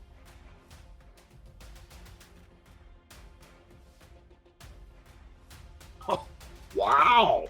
16, huh? King. This kid came to play. Oh, yeah. We're gonna spend a point of ruin and do some determination. Okay. Well, he's almost out. Got the Miz in here. Whoa. 2, 4, 6, 7. Good news is he's full up on shock. He's exhausted. Bad news is he soaked 6 of that damage with his massive shock value. So that's going to bring that down to 10, which is not enough to damage him. Oh, But exhausted does some work. So Yeah. you put all your might into this chainsword. You hit him right between the shoulder and the torso. It like gets stuck in that black, underglove of the armor. It's chewing through, but it doesn't hit flesh. And you can see it. He actually stumbles back almost to one knee, probably taken just by the amount of shock, by just how much effort you put behind this. But he does not take any actual damage. The cultists probably aren't going to do a whole lot here. When they see the Psyker go down, they are probably going to bail on this fight and scatter to the 9 winds, leaving the 2 Space Marines to deal with this. Targum, it is your turn. Yep. So hearing him issue a challenge to that one, he's actually going to allow him to live or die on his own merit, and will take aim at the other Go for it. Space Marine with his sniper rifle. Space Marine. And he'll be at medium. Well, actually, Okay. no, I'll get him into close range because that's 18 feet. So I'm still far back. Yeah, it's Yeah. meters in this game, not feet. Yeah, so or it's even sorry. further. Yeah. Yeah. So yeah, you can be within short range, no problem. That's +1 to hit, or +1 die. Isn't it funny that they don't Uh, use the Imperial system? In the Emperor's lane, yeah. Lodge a formal complaint. Those Brits at it again. Ooh. Okay. Ooh, a complication. Oh no. Yes, good. okay. Well, I am gonna re-roll with Wrath if I can. No, the reroll will not let you reroll the complication. No, but I want more than 5 successes. So, That's fair. so how do I do that? Sorry. Right click on the empty box around Window, your yeah. dice rolls, and then the thing will pop up. My God, It's- there's something in my You might eye. have to scroll up or down. Do you have to lock in the successes? No, No. not Oh, for okay. that. Gotcha. Okay. Yeah. Sorry, it's not showing up. Yeah, Oh, there it is. You have to scroll down sometimes. Okay, so that brings it up to 7 successes. Do you want me to roll complication or damage first? No, you can do damage. You can shift too if you want. You got 1 shift. Oh, yeah. You throw in a glory as well, right? I mean, we got 6. Yeah, do it. Do it. Okay. Okay. Sorry. And then how do you You just shift? roll an extra d. Right or left click on the 6, and then right click on it, and it'll bring up another small menu that you can say shift for damage. Okay. It's saying reroll selected, make private, edit test. I'm sorry, guys. That's fine. No, you're good. Well, scroll- scroll down. It's probably Yeah, not you have showing to the scroll full- down sometimes. That sounds like just a regular right click. You have to left click on the 6 so that Yeah. it's highlighted. And if there's like a little red aura around it, then you can right click in the same area on the dice, and then it should give you an option. Yeah, it's I can do it for so you. there's a little red aura, Yeah. and then I right click, And scroll down. and then it's just those 4 options. Oh, no, there should be. Here, I'll do it. There you go. Okay, sorry. Then I'll roll damage. Yeah, sorry guys. I No, am you're good. No, you're good. Learning the system is always And fun. then extra D6 for glory. No, you're terrible. Try harder. Be better. Wow. Okay. I have to have Extra D6. warriors fight fucking scouts. Okay. That didn't do nothing on shit. that. Okay. But cursed. I am trying to click on damage and it's not letting me. All right, I'll So do it I for think you. I'm locked This out guy of it. can't even press buttons right. Jesus. This thing might be bugged, okay? Okay, 11 damage. I'm Not sure you enough. can do no wrong, Sean. Not enough. That's right. It's user error. Okay, it's never system error with this. No, Okay. we know sometimes there's a shit. Okay, and it let me roll complication though. Good. Good. Inconvenient target. Something Oh, has come gone on. terribly wrong. Your strike hits a target that is very inconvenient for the current situation, such as an explosive fuel source, the diplomat you are escorting, or the controls that extend a bridge across a chasm. I like a fuel source. Maybe the other engine explodes, knocking people down. I'm gonna say, Philippus, you're in combat near this explosion. You're close. You and the Chaos Space Marine you are fighting need to make athletics tests. DN 5. Otherwise, you are knocked prone and are going to take some damage from big explosion. Oh, you got this. Chaos Space Marine. Yeah, but he's shocked. He didn't roll enough though, so he definitely gets knocked down. Ooh, that's a Isn't glory. he tuckered out? He is. I'm gonna Yeah. use a, I'll tuck I'm it gonna out. use a glory. Oh yeah. Come on, baby. Come on, baby. That's 6, son. 4's good still. Oh, he Yep. gets it. Okay. The Space Marine will take some damage here because he's knocked to the ground. And that was that. It is the Chaos Space Marine's turn, and they have an ability called Architect of Ruin. I gain a point of ruin at the start of each of their actions. So let's get 2 ruin, and let's ruin your fucking day. That's what we're gonna do. Okay. All right, Chaos Space Marine 1 stands up, revs his chainsword, and tries to chop Philippus in half with it. Because What he's does done. this often do now? He's done with this shit. Because none of the effects tell us what they do. What effect? I'm sorry? Exhausted. Exhausted. You can only walk, crawl, or fall back, or perform a basic combat action. So it's basically move or act. Yikes. Would him getting up be considered a movement? Yeah, so I'm gonna spend a point of ruin so you can do it anyway. Fuck off. It's a good here we call. go. It's a good call. Yeah. You're gonna, need, Chainsword. you're gonna need it, heretic. I'm gonna need it. Yeah, watch this, buddy. Oh, look at all those Oh, sixes. shit. 8 successes, 2 shifts. Don't mind if I do. Oh, look at that. Too bad it wasn't a crit. That would have been so much fun. Yeah. I tried, buddy. Oh, shit. 19 damage. Brutal. What is it? Determination I bad. need to roll? It's probably a good idea. Yeah, Yeah. I would do it. Okay, that's 2, 3, 4. So you take 4 shock damage. You reduce that down to 15 damage. So And then now subtract your resilience. Which is 9. My resilience is 10. Oh, even better. Oh, cool. Yeah, he's toughness 5. Ah. Hell yeah. You take The big boy. So you take 5 wounds. You're you'll wounded live now, forever. which means the DN of all your tests goes up by 1. And I assume you're probably around half health. You guys have like 8 or 9 health each, so Yeah. it's a chunky hit. But you grit your teeth, and you are still standing. And I am not exhausted, unlike the Space Marine. Whoa, them's fighting words, bro.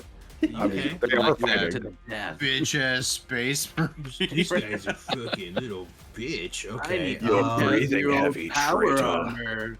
armor. Let's see. Okay, Oh. I can't do that because I already made his attack. Oh, you're so lucky. I just read his special rules. Okay, the other Chaos Space Marine takes cover wisely and aims with his bolt gun Kind of a coward. at Okay. I'll just roll D4 here. Top to bottom, Erasmus, you're being shot. Targeting the medic. That's always a, technically a war. I'm sorry, crime. not Erasmus. I meant Lucretius. You're on the top of the thing. Oh, okay. Never mind. Well, at least the Chaos Space Marines aren't doing war crimes. Yeah, I mean that's good. Just save it for the Canadians. Yeah. Oh my god, that's amazing. I realize these guys don't actually have bolt guns on their character sheet for some reason. Let me give them one. Wow, wow. Alright. Looks good. Taking shot. Oh. No, we'll save that for later. Yeah, we'll save that. Oh, it's magic. Now hold on. Ew. 1 success. Wow. Damn. You know what I that love to means? see it. No, Ruin. you're almost out. You want to save those. No, I got Actually, two. he's got We 2 roll a more. ton. You got No, 2 let 'em- more let than 'em that. burn You some forgot of to those add off. them. Yeah, burn them out. this is fine. I'll do 7 my best. successes. Okay. No shifts though. He is no also shifts. wounded though, right? So it should be DN +1. Or This is that guy's only not for? wounded. This is the unwounded one. I shot at him, but I didn't hit him. Oh. I didn't do enough damage. Rip. The only thing that's damaged him so far was the explosion. But that damaged he- the other one. This No, is the explosion damaged the one that was fighting Philippus because the explosion hit them both. Okay. Okay. That's because remember Philippus had to take the test too to get knocked down and he passed. Nice. 12 damage. Right. Gat. Yeah, get. That's what we say. Resilience 9, so I'm taking 3. I'll do That's- some shock. That's what my Chaos Space Marines who are from the hood say. Okay, they're from the bad part of town. Bad part of the Imperium? Imperium? The south side of the Imperium? The north Okay. side is actually the bad side here. So I that's absorb 4? all 3. Yeah, it's only doing 3 damage to me, so I absorb that 3. You absorb with shock first, remember, when you do determination. No, I thought damage was reduced. Oh, wait, by no, you're resilience, right. and I'm then- thinking of yeah. something else. You're right. Okay. Otherwise, you could maximize your shock in one thing, right? Alrighty. Erasmus, your turn. All right. Are melta bombs made up? Like, there's no info anywhere I can find. You don't have Are a melt they- bomb on are your they- character sheet? Conspiracy? Yeah, no, I'm looking at the character sheet. I'm looking at the book too. I've been trying to find it. It's on your gear I'm- tab. I'm looking Yeah, at the no. character sheet. No, like the Oh, no, no, explanation about it and everything. They're not in the core book. They were adding in an expansion. Okay, gotcha. In that case, I'm just gonna shoot the one that took cover. Because Okay. he's in Mortal Kombat right now, right? We don't want to fuck that up. We don't want to take that glory. No, you don't. You definitely don't want to take that glory of being murdered by a follower of the Dark Gods from him. Yeah, man. Yeah. Are you I throwing believe the in him. melta bomb or just shooting him? Please. do. Well, it's a building destroyer, as I was described. So I don't want to kill. I want to kill Philpus in the process. I How mean, close is he to this? That's your prerogative. The blast. I want to wait is- till they kill it's- him and it's- then throw it. It's only blast 2, so it's not a very large explosion. It's a very powerful explosion. It's a very centered, focused explosion. Okay, so I'm you about will that. not hit him if you throw it. You'll just hit the Marine. Cool. Well, I'm gonna throw it at the Marine that wouldn't cover like a pussy. And if there's ever a time to use a melt-a-bomb, it's against a dude in power armor. Yeah. So Okay. this counts as a throwing weapon. So you make a ballistic skill test. You only need to hit DN3 because you're aiming at a spot. You're not actually necessarily trying to hit him. You're just trying to get it next to him. Can I pre-edge this with Glory? You shut the fuck up. Yeah, sure. You can free edge it. That's fine. Please, I'll let free you- edge. I need you to free edge. We couldn't get away from it even for 1 week. You sick fucks. It's Saturday. Come on. Right. Edge it's your little canon heart now. out, buddy. What? No, for real though. What is that? What do I? Can I apply Glory to my initial roll? Yeah. when Yeah, you- we don't it- care. It's irrelevant in my opinion if you do it before or after, so I don't Yeah. see why Okay, not. gotcha. Oh Critical! my god. Oh, there's a cat flying past the camera too. Look at that. This There's a crit and then a cat came flying across the camera. That was great. Yeah. Would you Let them take out the whole that setup. and reroll all the Right. failed rolls. Okay. Well, you only need 3 successes, so you hit him. Sweet. What's the damage on a melt-a-bomb? Hold on. It's I was trying to find something. 16 damage, 2 ED, AP4. I put it in chat for you. Dang. Well, roll the ED, please. Well, shift for damage, right? It won't. It's not Can because you I just shift did a for ballistic damage on skill. a grenade? I don't remember. No, I don't think you can. No, I don't think you can. I don't. Yeah, we'll say no here. Just roll your ED. Okay, so that's just 2d6. Yep. Just hit the damage button. It should just go through. No, because he rolled a ballistic test. He didn't roll the weapon. So. Oh, let's go. Oh, there was a sound effect too. Did you guys hear that? That was great. Yeah. Double 6s, folks. That's 4 extra damage. That's 20 damage. AP4. I don't even think his determination will let him survive, but we gotta try. It's 28 total, I think. Ew.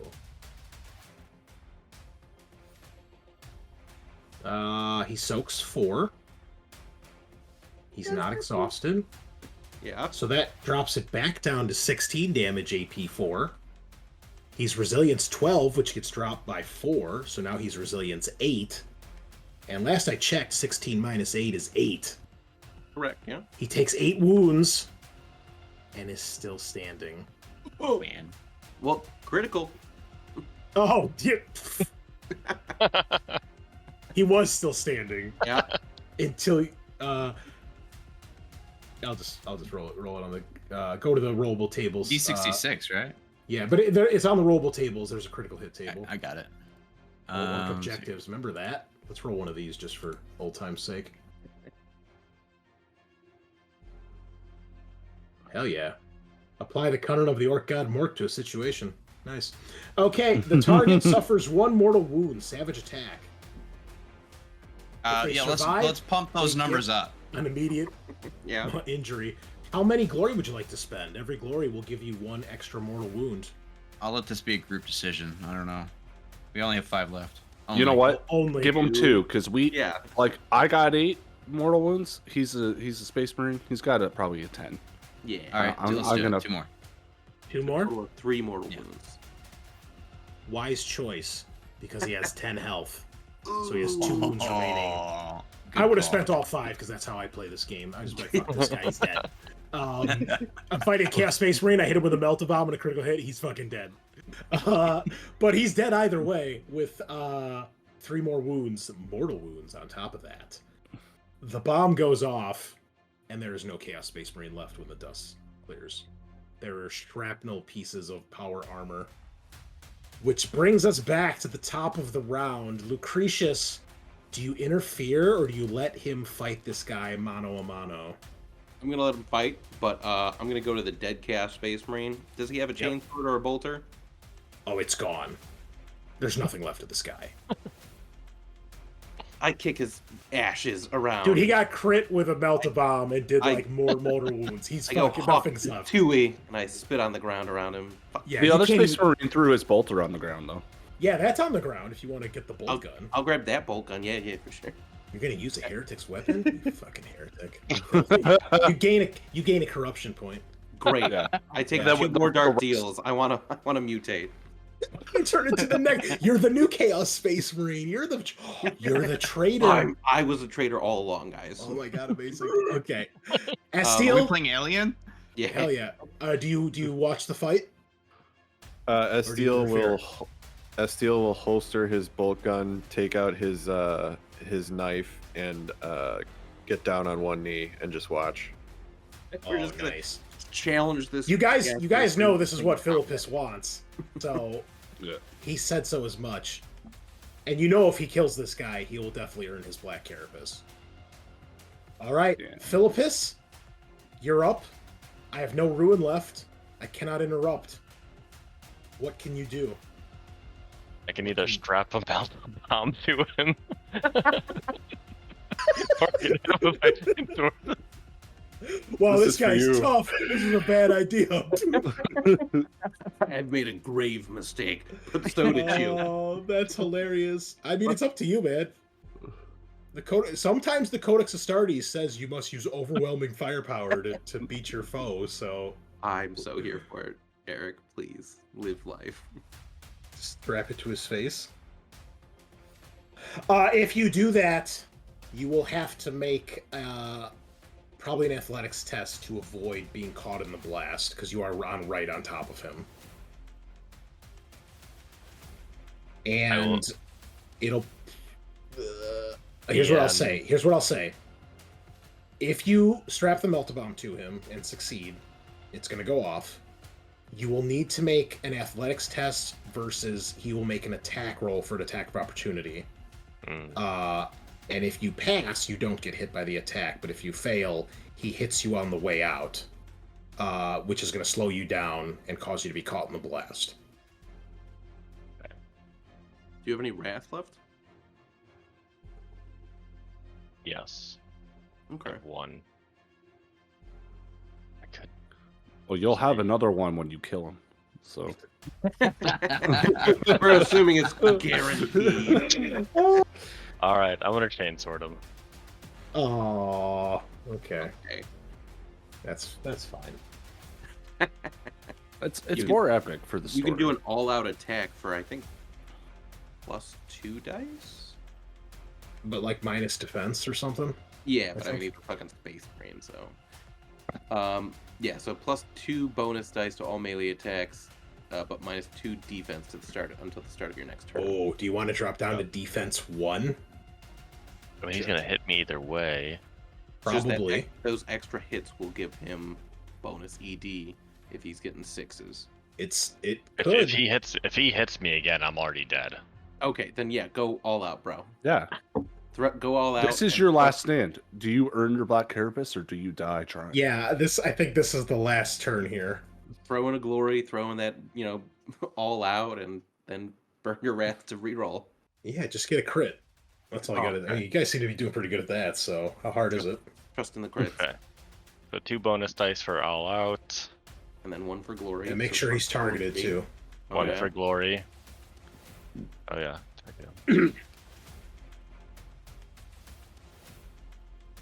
It's intense. Unchannel that Locktar. Whoa! That's a lot of that. What? What? That can't be right. 22 successes. Okay, something's wrong. Hold on. What? What did I Yeah. do? Did you 22 put like successes and did you- 23 failures. did you put like 60 bonus instead of 6 or something? Maybe. I was supposed to put 3 bonus dice, wasn't it? Yeah. Yeah. 23? Not. Yeah, you rolling 45 Okay, dice cool. there. Oh yeah, that's Critical! good right there. That's good right And there. it's critical, and you have a point of wrath. Spend Yeah. it. Reroll. Yes. Reroll the Yes. failed ones, bro. What is this? Consume I more can't- glory. More. I more, can't- This is- more. This is the dice telling a story, Chris. There's my glory. Okay, but The story another is reroll with wrath because you've got Okay. this, failures. that's what, oh my Yeah, so god. we're at 9 successes, and you still have a wrath point. Holy damage. shit. Yeah, you should wrath it definitely. Are you gonna wrath or just Wrath. go with this? Final Four fight. more He ships. said it. 4 more ships. Oh my god. Actually, This- five with the fucking other 6-year-old. This poor bastard.